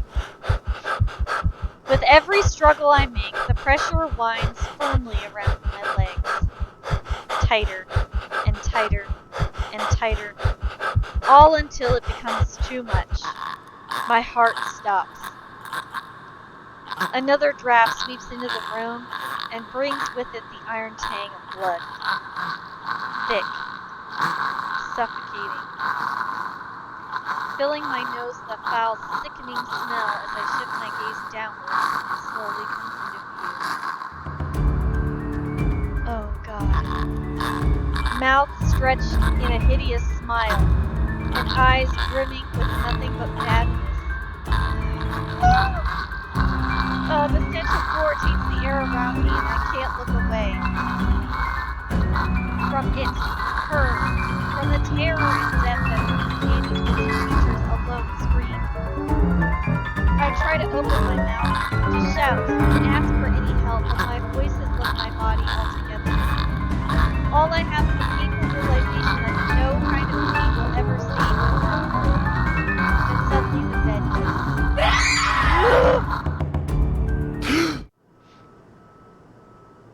Oh my God, the first time that ever happened, I screamed so loud. I remember, it was wild. Yeah, and I had to save and turn it off because I was just so startled I couldn't keep playing. I remember that. I was like, no, I quit. She crawls like a spider, but a human-sized one. My heart is still racing. Okay. The brutal plunge back into myself jerks me awake. There is no ear-splitting scream, no wild thrashing of limbs, just a painful, constricting awareness that something has wound itself tightly around my neck. Ouch. Loosen it up. Sorry, I tried to take my glasses off, and it yanks my hair with it. I waste no seconds pulling it, a blanket, away, but allow myself a few minutes to steady my breathing before getting off the bed. Inhale, hold, exhale. 1 step, 2 steps, 3. But the dreams have gotten worse. Ever since 2 days ago, no longer are they the small, cursory flashes that I'm used to, but vivid ones that linger. I can still feel the blood in my hands, the putrid smell of rotting flesh, the sickening crunch of bones breaking with every movement, and her cold, chilling eyes as they bore into me. I draw in one long, ragged breath, and before I know it, I'm walking out the door. Even in the waking world, it reeks. A bench on the park is far from the most private place for thoughts in Luxmorn, considering... No. If you don't like that scene, I don't like this one. Oh, you don't like the creepy child? Think about the words you just said! Excuse me? You know, like the creepy child? Like, you wake up in the middle of the night, like, you go to the bathroom or something, and it's just like, hi there, and you're like, no, turn it down, get a new foundation, we're done here. Nope. I mean, I'm not gonna lie, if my house was haunted, I would just be like, nah, I'm burning this place. I'm not taking any chances. I was thinking about that like 5 minutes ago. Like, millennials would be the perfect defense. Be like, oh, I died in a spilled fire. So angry. And they'll be like, yeah, same, dude. That sucks. I feel empty inside all the time. It's $250 a week, by the way, to stay here. But I feel you. Anyways. A bench on the park is far from the most private place for thoughts in Luxmorn, considering its location at the heart of a bustling city. Ashley says, make an insurance claim and then call it good. Boom. I like the way she thinks. Right? But in the early hours of the morning, it provides enough peace and quiet for any poor problematic soul who happens to wander here. The city is just waking up a little later than usual, but knowing what day it is, one can't fault it for being a little tardy just this once. Yet neither the pleasant morning chill nor the soft twittering of the birds does anything to banish the images. Every single one has rooted itself in my head, and its claws digging deep in what is no longer a safe place to hide in. London Bridge is falling down, falling down, falling great. down. London Bridge is falling down, my fair lady. Under the guise of Take sheer a key and lock him up, lock him now, up, lock him up. Now I don't Take know what a to make of key it. and lock him up, Sometimes my fair it's easier lady. to run, easier to hide when everything's London falling apart. Bridge is falling That down, way you don't have falling to be down, the first to falling witness down. it when it London Bridge is falling down, my fair lady.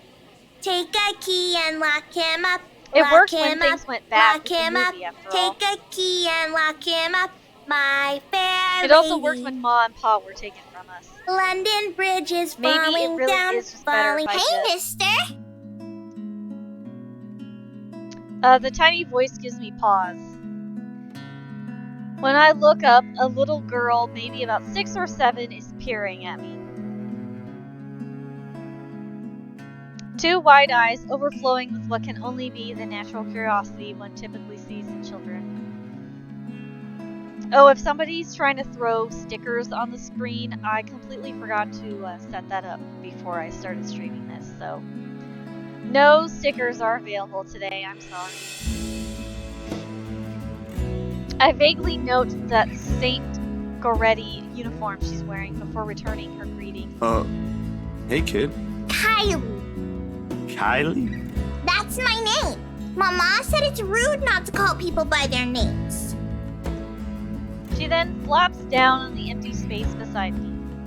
Her little legs, still too short to touch the ground, swings in tune with a song she hums under her breath. I don't mind kids. Nana would often invite the ones in our old neighborhood to get them treats. Of course, by then, Sis and I were too old to play with them, but you get used to the commotion eventually. It's not completely as unpleasant as most people would imply. Kylie seems to be a well-behaved kid anyway. Oh, sorry. Nice to meet you, Kylie. Is Mama here? No, but my big brother's with me. He's taking pictures with his camera over there. She points to the far end of the park, the one closest to the street where a kid is taking shots of something above him.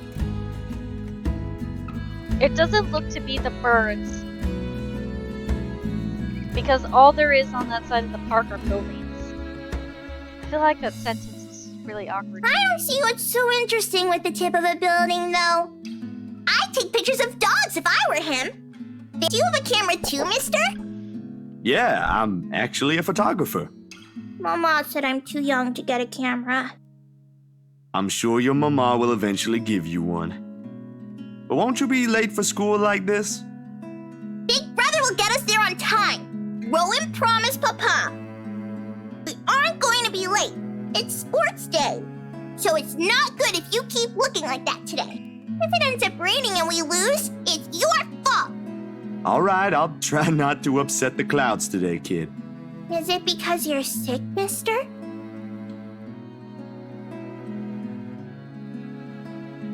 Before I know it, a smile has spread over my face.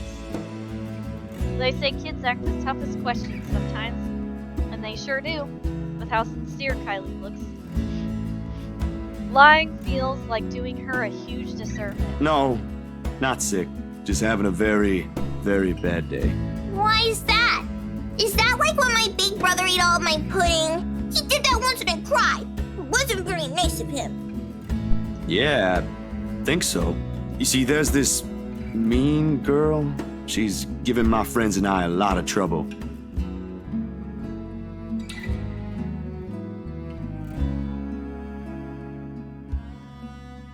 Hard to keep up when things are like that, you know? Especially when you can't do anything. It's kind of scary. Makes you wish things will just stay as peaceful as they used to be. Luke, I'm sad. I ate all the dark chocolate peanut butter cups, and there aren't any more. Maybe she just wants to be friends with you? Oh man, that's a bummer. It is a bummer. I just walked over to the fridge to get some, and they were gone, and I was like, no. I highly doubt that. Oh. She already hurt one of my friends. What if she's just sad? Or maybe she just wants help.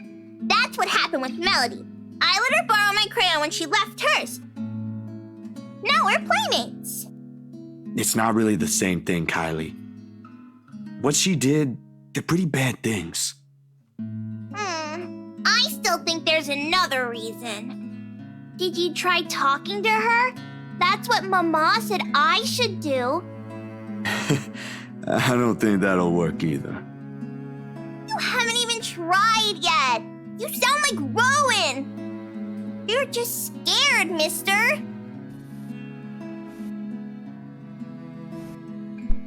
That strikes a chord. Maybe it's the honesty in her tone, or simply the truth in the words itself. I don't know why, but I can't help it. I laugh. Loud enough to disturb an elderly couple taking a leisure walk nearby. Why are you laughing? That's nothing. You're a really smart kid, you know that? That's what I've been doing, ain't it? Go full speed ahead and backwards when the going gets tough. Stay in my safe zone because that's all I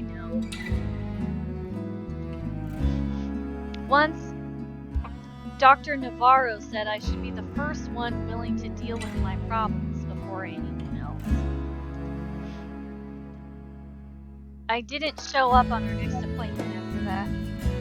But he's right. And although I hate to admit it, knowing what I've seen with the kid makes a good point too.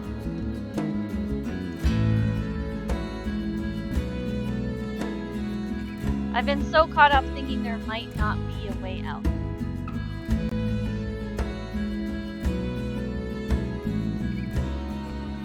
Maybe there isn't, or maybe there is, but that doesn't mean I should just leave it up to fate.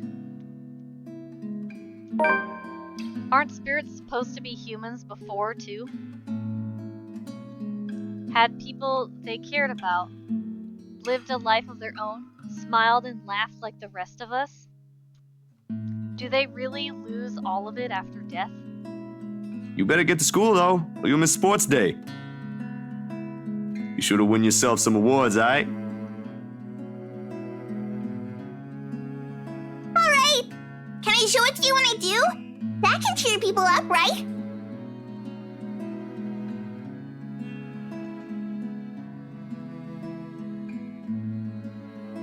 In the distance, her brother calls for her, and I took that as a sign to leave.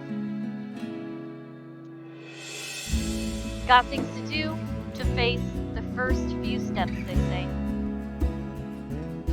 Nah, I'm good now, I think. Thanks to you. Besides, Mister needs to go. But you should show it to Mama and Papa. I'm sure they'll be proud of you, Kylie. I will! Thanks, mister! Bye!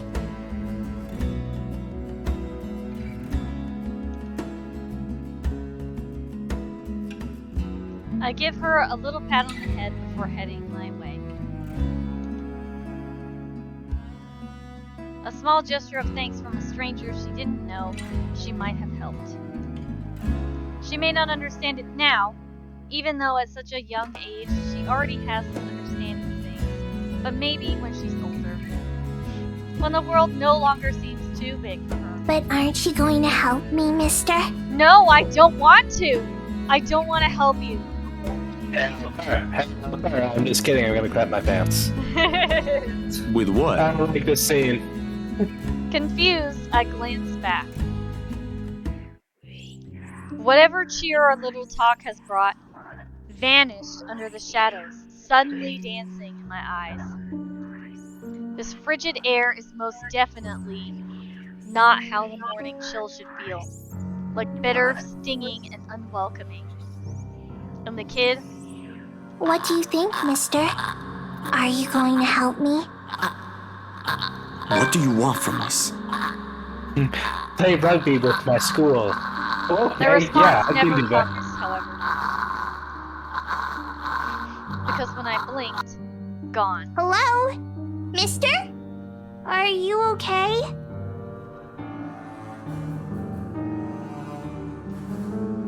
For several passing seconds, I let my stare linger on her face, waiting for any sign of another change.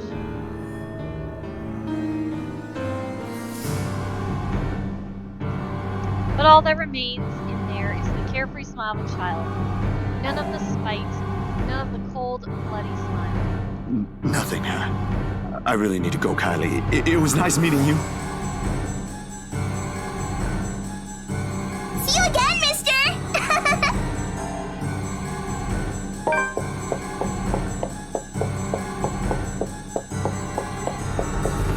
I break into a run. I don't look back, not even as I bump into a couple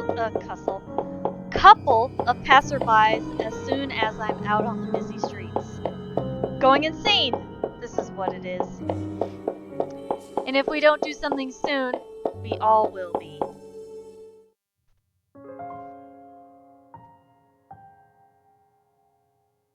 The tremors follow me even as I get home.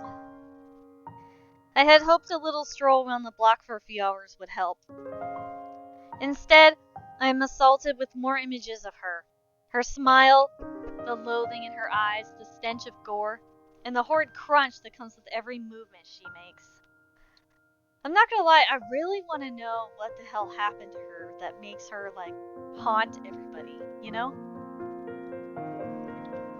If we don't find out by the end of this, I will be upset. So I was like, that's gotta be like the conclusion. Like, oh, why is this ghost haunting us?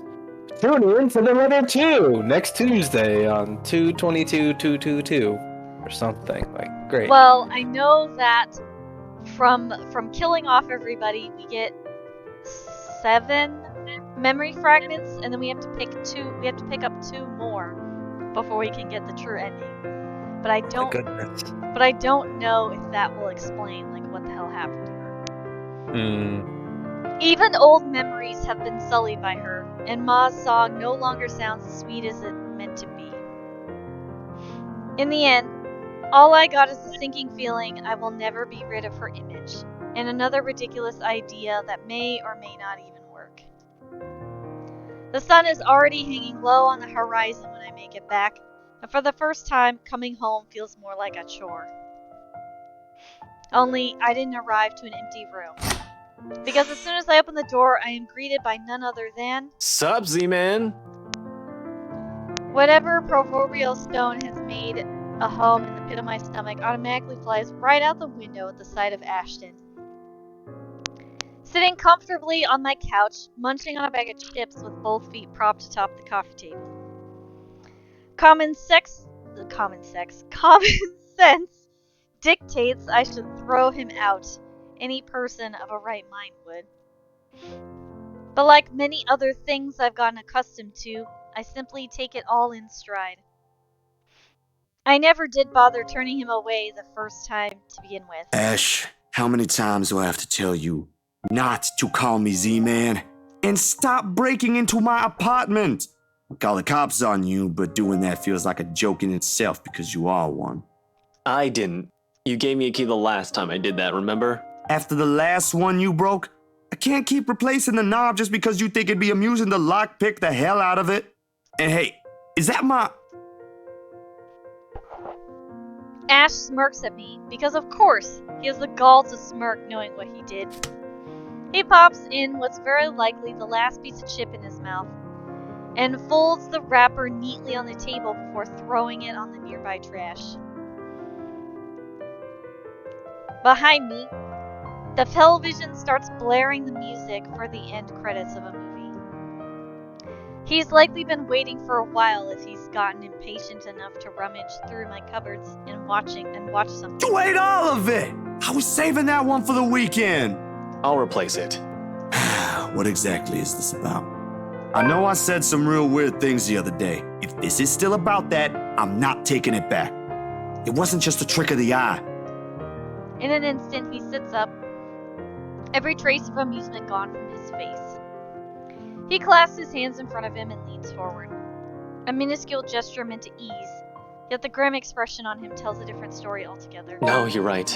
There really are some odd things going on here lately. Wait, what? Did I just hear you say that? I'm not kidding, Zach. Speaking of the other day, did you meet with Andrew last time? Yeah, at the library. He was, What did he say about the photographs? Huh? Oh, there's no guarantee it's a supernatural thing.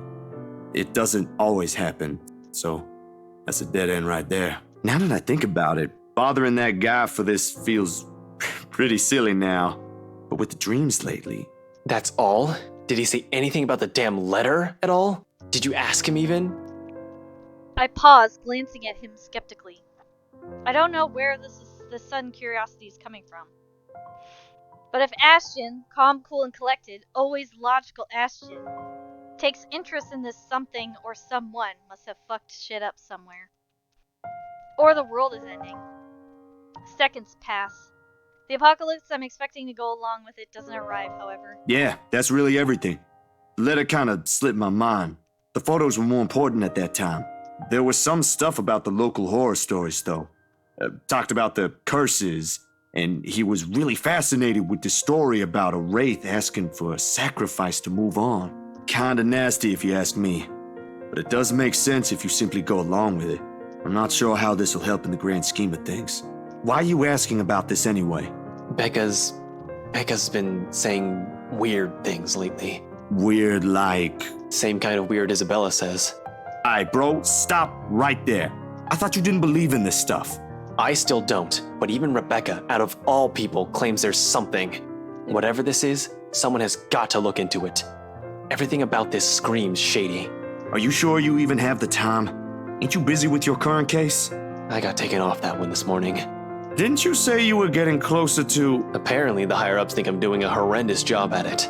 It doesn't matter, though. If these two cases are connected like I initially thought, then regardless, I'm on the right track. Have you seen the news this morning? He grabs the remote and cycles through numerous channels until he gets to a news report about another guy who's been found dead in the early hours of the morning today. Burned alive this time. Oddly, no fire has spread, and whatever damage has been contained within the place, the body was found. The room itself, however, has been completely vandalized. Help me. Help me.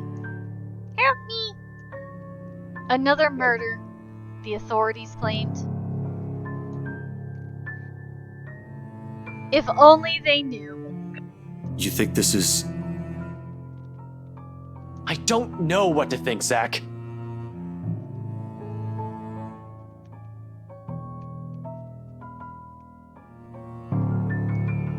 He rises from the chair and begins pacing the length of the room, lacing his fingers roughly through his hair. I just know there's something. There must be. There has to be. Uh-oh, he's losing his shit. Fuck! Well, you do have something in mind, I'm sure. A plan?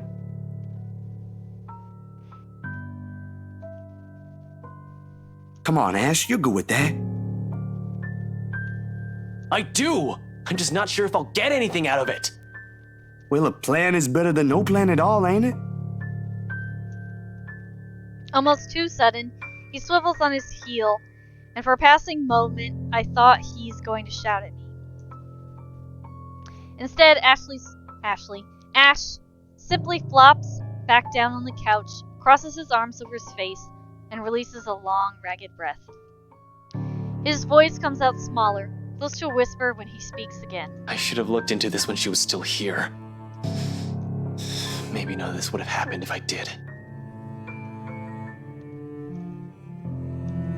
Ah, there it is. No need to ask who her is. Every should'ves, could'ves, and would'ves.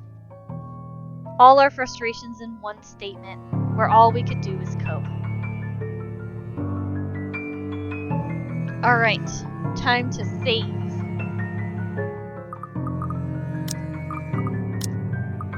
Alright, what should we say this time? Make sure this doesn't happen to anyone else, or you're not the only one stuck in this. Well, I feel like make sure this doesn't happen to anyone else is like adds a lot of pressure. But I don't know.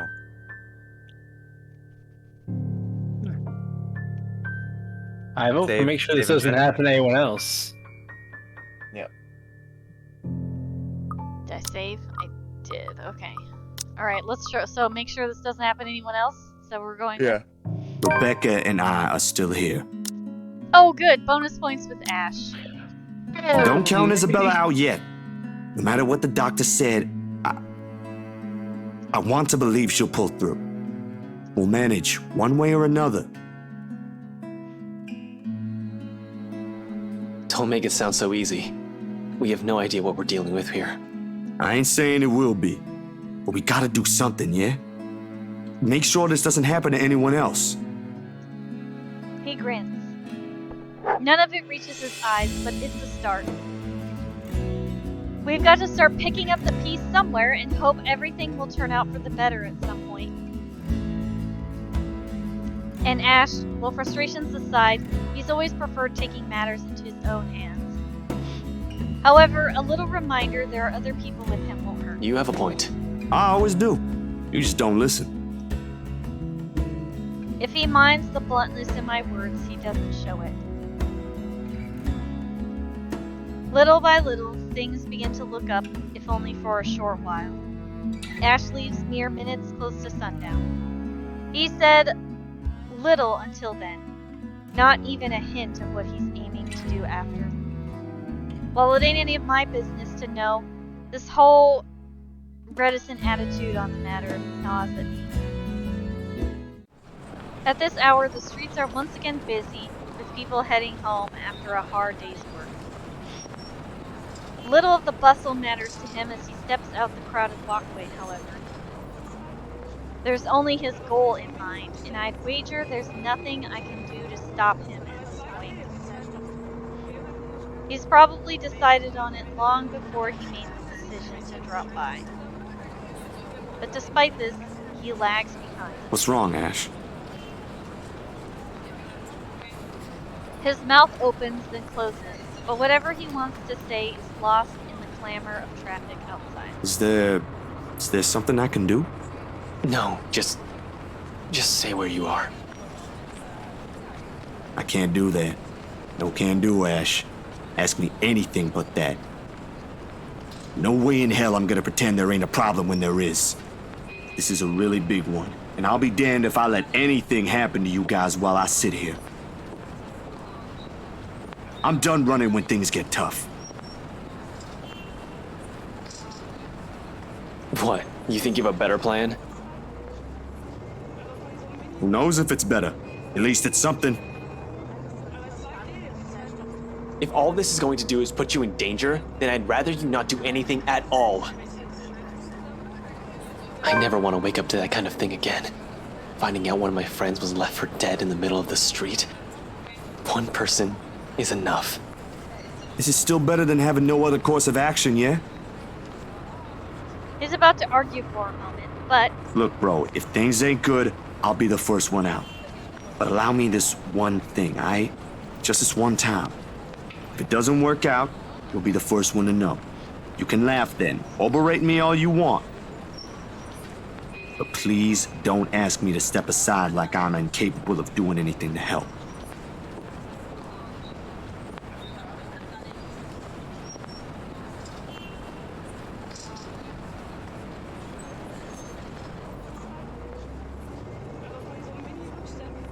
ultimately, although his mouth presses into a thin line, he nods. Do what you want. If you can check in with Rebecca, I'd appreciate it. When he stumbles into the sidewalk and allows the afternoon crowd to swallow him whole, I like to think the tiny gleam in his eyes is the closest we can get to optimism in this situation. Whether that alone will be enough to give me a peaceful sleep tonight remains to be said.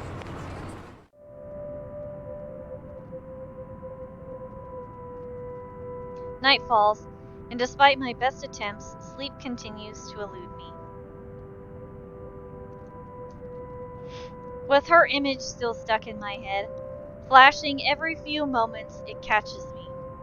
Off guard, with Ma's lullaby still echoing in my ears, no longer the soft tune it once was. And the terrible gnawing at the pit of my stomach, it's no wonder I can't bring myself to drift off, even for a little while. It's not as if there's a complete lack of things to do while waiting for sleep to come, if it ever will. And at 2:45 in the morning, I find myself cleaning my photography equipment, for no other reason than just to pass the time. Oh, this is a jump scare warning. Though if I'm going to be honest, it is not the night terrors that are keeping me wide awake tonight, but the anxiety and hope I'll hear from Ash soon.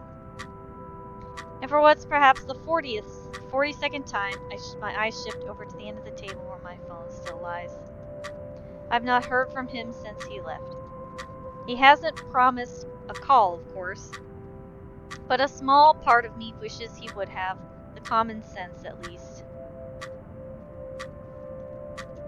Waiting is a tough game, and with the concern stretching out, the minutes far longer than usual, it's impossible for more unpleasant thoughts not to enter my mind. Moreover, it does not help that when the clock finally strikes 3, My hand stills.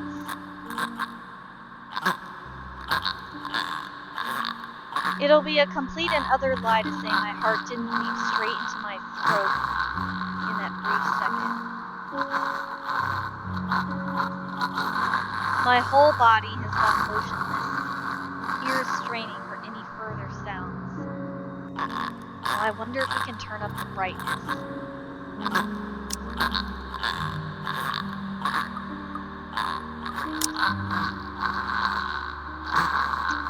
Nope. Cannot. Okay. A couple of tense seconds pass. Nothing. Of course, with how old the building I'm staying in, power fluctuation means anything new. Every now and then this would happen, leaving a few tenants in rather bad mood. Nothing unusual for after a few years of living here. But this time, the sudden hush brings with it a stillness that raised the hair at the back of my neck and set my heart beating against my chest. Something reeks in the air, and this place is no longer home. It is now a prison.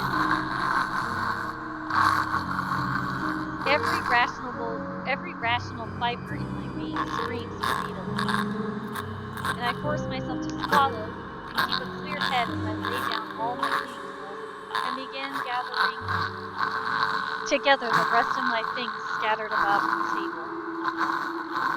The camera's body, lens, filters, diffusers, phone, anything my hand could reach, but in the resulting panic, like in the nightmares, it is the scent that reaches me first, a foul, putrid smell filling my lungs with the heavy stink of death. My fingers clamp tightly to the camera, holding it closer to my body as if the tiny thing would provide enough protection to whatever is with me in the room. It won't, but it's the only comfort I have, and knowing that whoever she is, she had once been human. Perhaps not all of it is gone. Perhaps some of it is still there. Hello? I know you're in here. What do you want? Something moves behind me. A soft scuttling over the walls, followed by the squelch and painful creaking of what can only be rotted flesh. Without hesitation, I whirl around with my fingers and camera ready, patiently waiting for me. I can help you. Whatever it is that keeps you here, I can help. That's what the letter's for, ain't it? You don't have to keep taking people's lives. There's a brief moment of silence after, and for a short while I think my pleas work. Then, with no warning, the shuffling resumes, and along with it are sobs of a woman. Use the mouse to look around and the spacebar to shift to take a picture. Oh, I can't see anything. Quick, use the spacebar to shit. Oh God! Did you find her?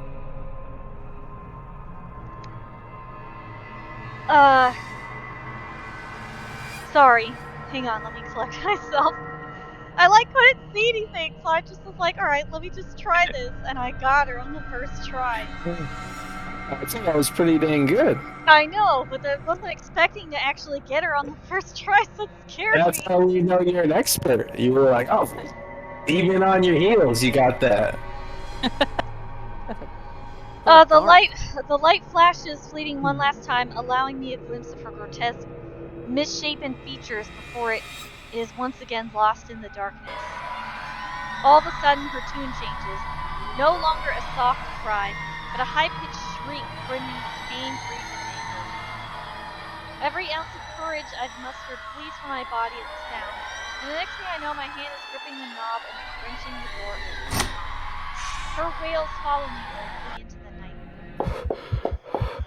Pacing has always been more of Ashton's thing than mine. When I want to think, I sit down and let the minutes tick by until an idea comes to my mind or my pulse settles down. And yet, dried leaves and twigs crack back under my shoes as I make another pass at them.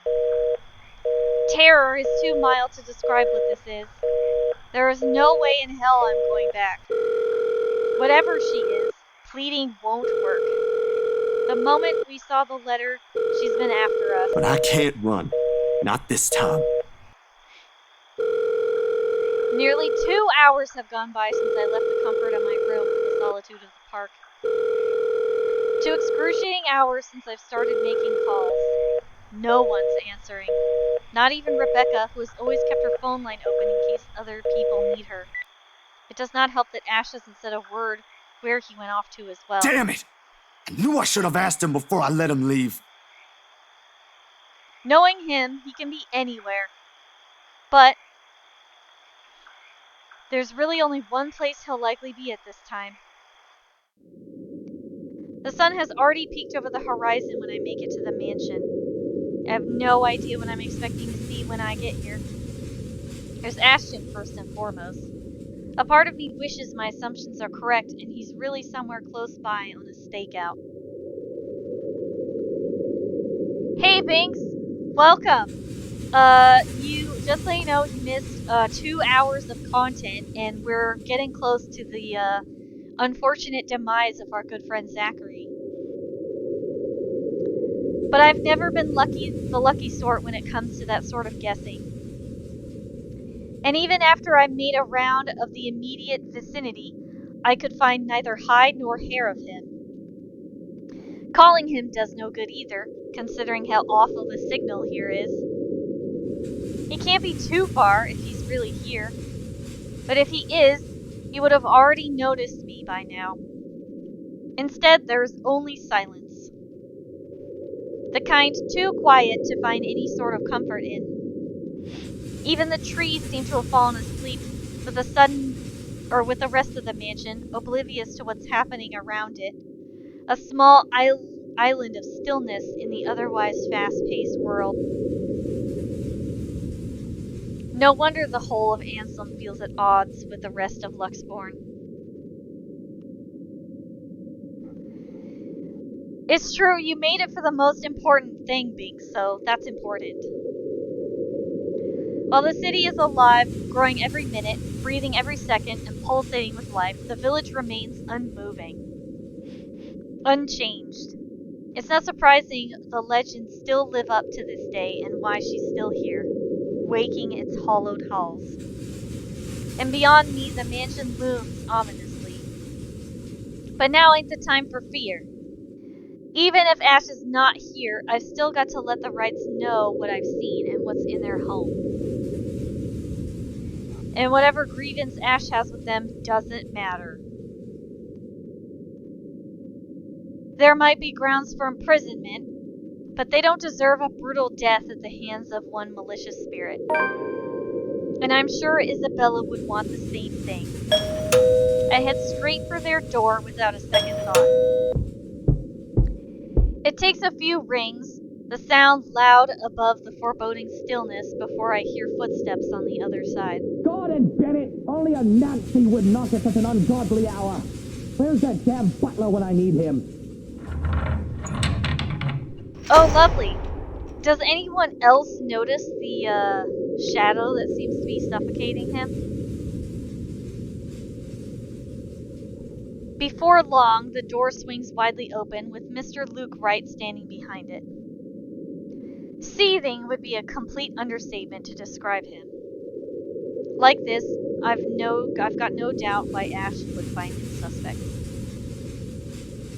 Am I the only one seeing the shadow? You? I see it. How the hell did you get in here? I see it. What in 7 hells do you want? It's bloody 6 in the morning! Listen, sir, I know this is not a good time. Oh, it's not a good time! Did you even check the clock before coming here? I bet you didn't! Unlike you, the ones living in this house need to sleep. But I want to know, if it's 6 in the morning and he's supposed to be asleep, why is he in a suit? Does I'm he sure just... it's his evening suit that he just like woke up in. Do rich people just sleep in their suits? Come back when people I are hope not. actually That'd be so awake, inconvenient. or I'll call Those are his security on you. pajamas. Yeah. Before I can get a word in, he slams the door to my face and bolts it shut with much finality. Wait, sir, you gotta hear me out. You're both in danger if you stay in there. Have you seen the news lately? Everything's not a coincidence. Only silence answers me. Maybe if it was Miss Wright. Oh, who am I kidding? There are limits to how far a person will believe in you. Then again, I didn't believe Isabella when she warned us. And now I'm here, desperately trying to save people, even if I'm aware it's completely out of my own capacity to do so. Is this what they call karma? If so, this is one horrible way of turning things around. Taking people's lives, playing with the people's fears, making them feel useless. You're around, ain't you? You here? Inside this house? Listening, watching, or whatever it is that you spirits do? What did they do to you? I can help you, you know? If it'll let you move on, I'll gladly do so. You don't have to kill anyone. Nothing. I don't even know who I'm talking to, or if a sane person is supposed to be doing that. The only thing I got after is a feeling of foolishness washing over me. Or perhaps this is just me losing my mind. Out of other options and any other ideas, I let my hands slide off the door's surface and fall listlessly to my sides. I can go back to Luxborn, try to find the others, try to get out of this mess with them, or let them know how much in deep shit we all are. Both sound good. Either way, my loitering here ain't helping at all. I let the quietness calm me for a few minutes before standing up and heading out to fetch my bike. It's quite a distance to Luxborn. If I hurry, I'll reach it, and maybe the wrestling stops as soon as I turn around and strain my ears for any other movement around me. Yo, Ash, you there?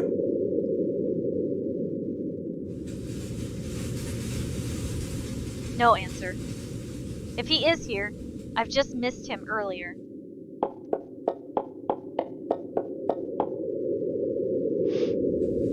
Already, my feet are moving in search of him for the second time. It won't hurt to double check. Triple check, even.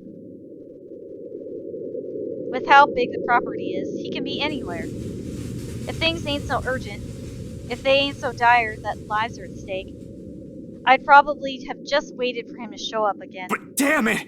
He needs to realize what exactly it is he's dealing with.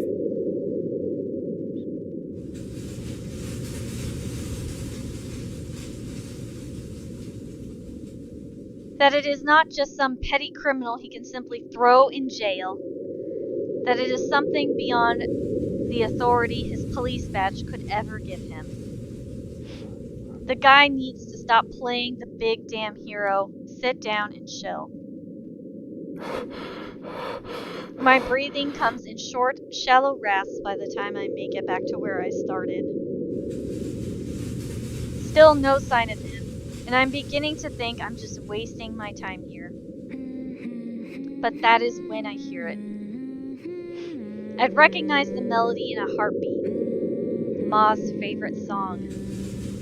I listen for a while, trying to gauge where exactly from the house it's coming from. My feet start moving before I can stop them. And there, as I circle a corner, from the room up the second floor, there are no lights inside, and the windows are shut. But I'm sure whoever's singing is in there. And what? Hold on a sec there. It's difficult to get a decent view from my position, but there's something odd about that window.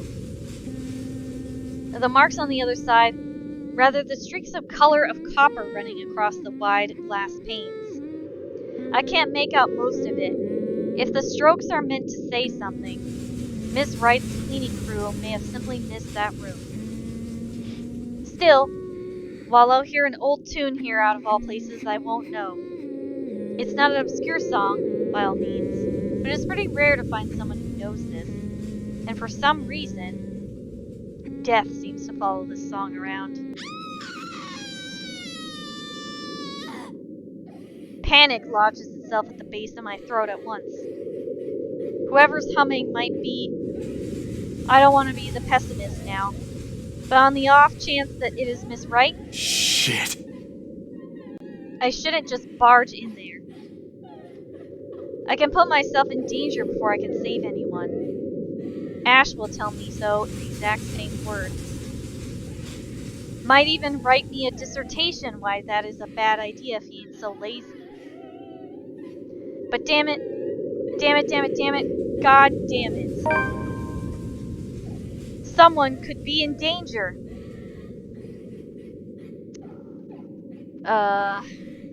Okay. Ruh-oh, I'm pretty sure I need to say look into it. Let's go with this. Because we need to die. Yay. I can search for Ash, but what if it's too late by then? With how big this place is, he can be anywhere, and it's very likely that by the time we come back, someone's already visited us. That and the cries grow louder against my ear the longer I linger. Almost impossible to ignore, drawing me in like a moth to a flame. For a moment, I let myself shudder, shaking the uneasy feeling off my head. This can't be a good idea, not by a long shot. Still, I've got to try. Searching takes a while. Eventually, I find a branch with the right distance and height to reach the window. Climbing the tree to get to it, however, is a whole different story altogether. I haven't done that since I was a school kid, but even then it's a struggle for me. I do manage to make it work somehow. After a hard battle, a few bruises, and scrapes to my arms, I'm hoisting myself up the window and falling right through the room where the panel suddenly gives. The awful putrid smell assaults me before the pain from the fall itself, and I have to fight the urge to puke right there. But what welcomes me as soon as I collect myself from the floor and open my eyes only serves to push the vomit up my throat. Miss Hana? Shit, I don't remember this. Wow, paleness has overtaken her body. Her limbs and face beginning to bloat. And blood. So much blood. How many hours has it been? I would have approached her, but the foul smell permeating the room says all there is I need to know. She's been long gone. There's nothing I can do. I try not to gag, not to touch anything, my feet automatically backing away from the small pool of blood at her feet, and the bare walls, void any colors except for the words, "Help me." Panic quickly surges in me.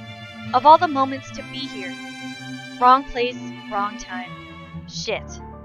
I've got to call someone. Ash, the authorities, anyone. She's dead. She's dead. God damn it, she's dead. Someone has to.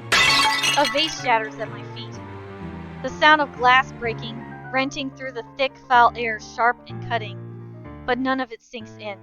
Not even the crunch of glass under my shoes as I take an uneasy step to steady myself. Instead, all I hear is the sound of footsteps and shuffling outside. Their very urgency at odds with the hammering of my heart against my ribs. Oh shit, it's Luke! There's no comfort, no escape when the doors open. Mr. Luke Wright barges in the room, wide-eyed and seething with fury. There should be a law against noise this early in the morning. His eyes shift from me to Miss Hana into the mess of bloods and shards on the floor. It doesn't take long for him to put two and two together, and easy for me to see what conclusion he got. I open my mouth, trying to weave some semblance of coherence amidst the cloud and panic and fear in my head. Hana? Hana, darling? Oh, whatever! You, the one that stabbed her to death, you bitch! He's probably gonna kill Zachary too now. Buttercup! Love! Speak to me!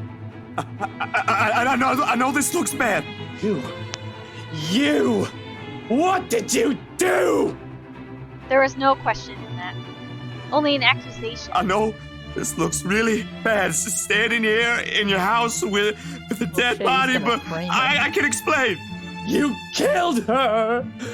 You ones! Get in here! Mr. Wright, this ain't what it is. Outside, there was a noise. Someone's crying. You killed her! Hannah!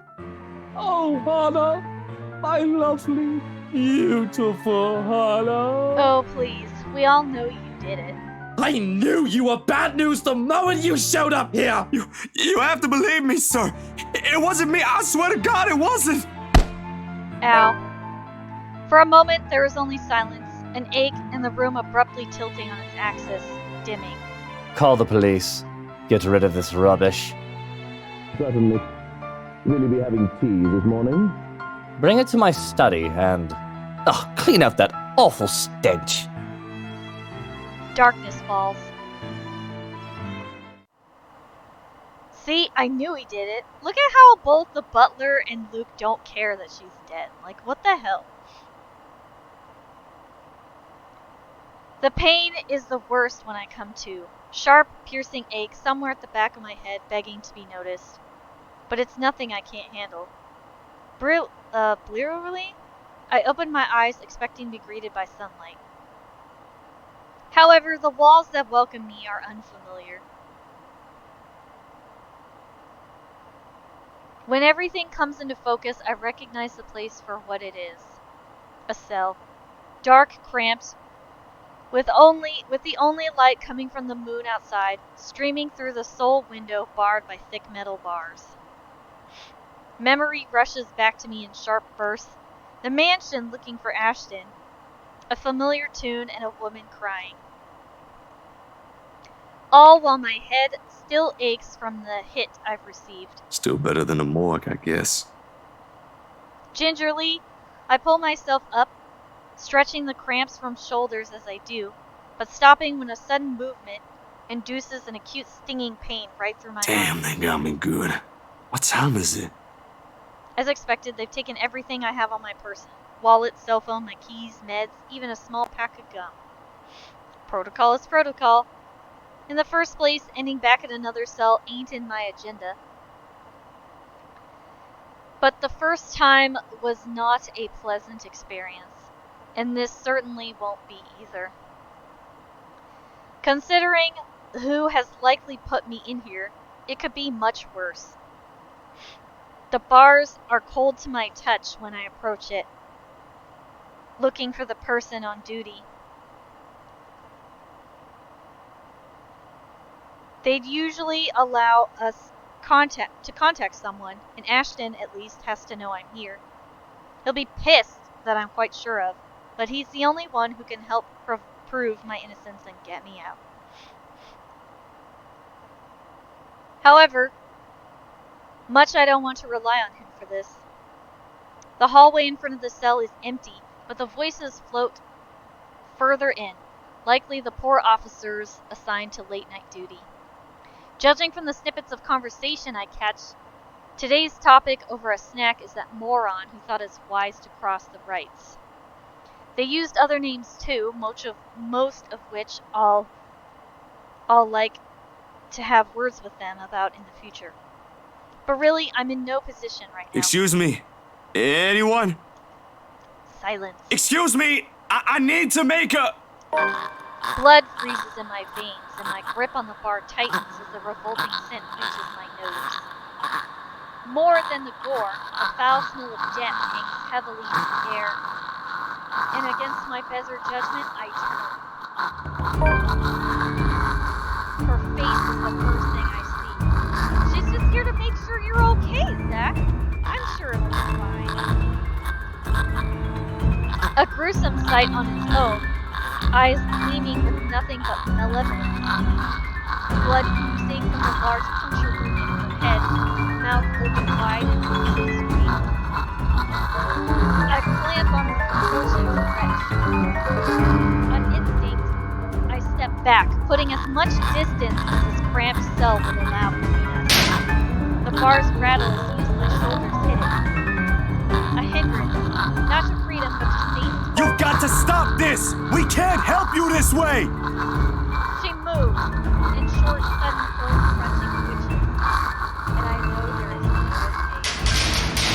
For help, before I know it, jolting the bars with as much force as I could. Somebody! Get me out of here! Anyone, please!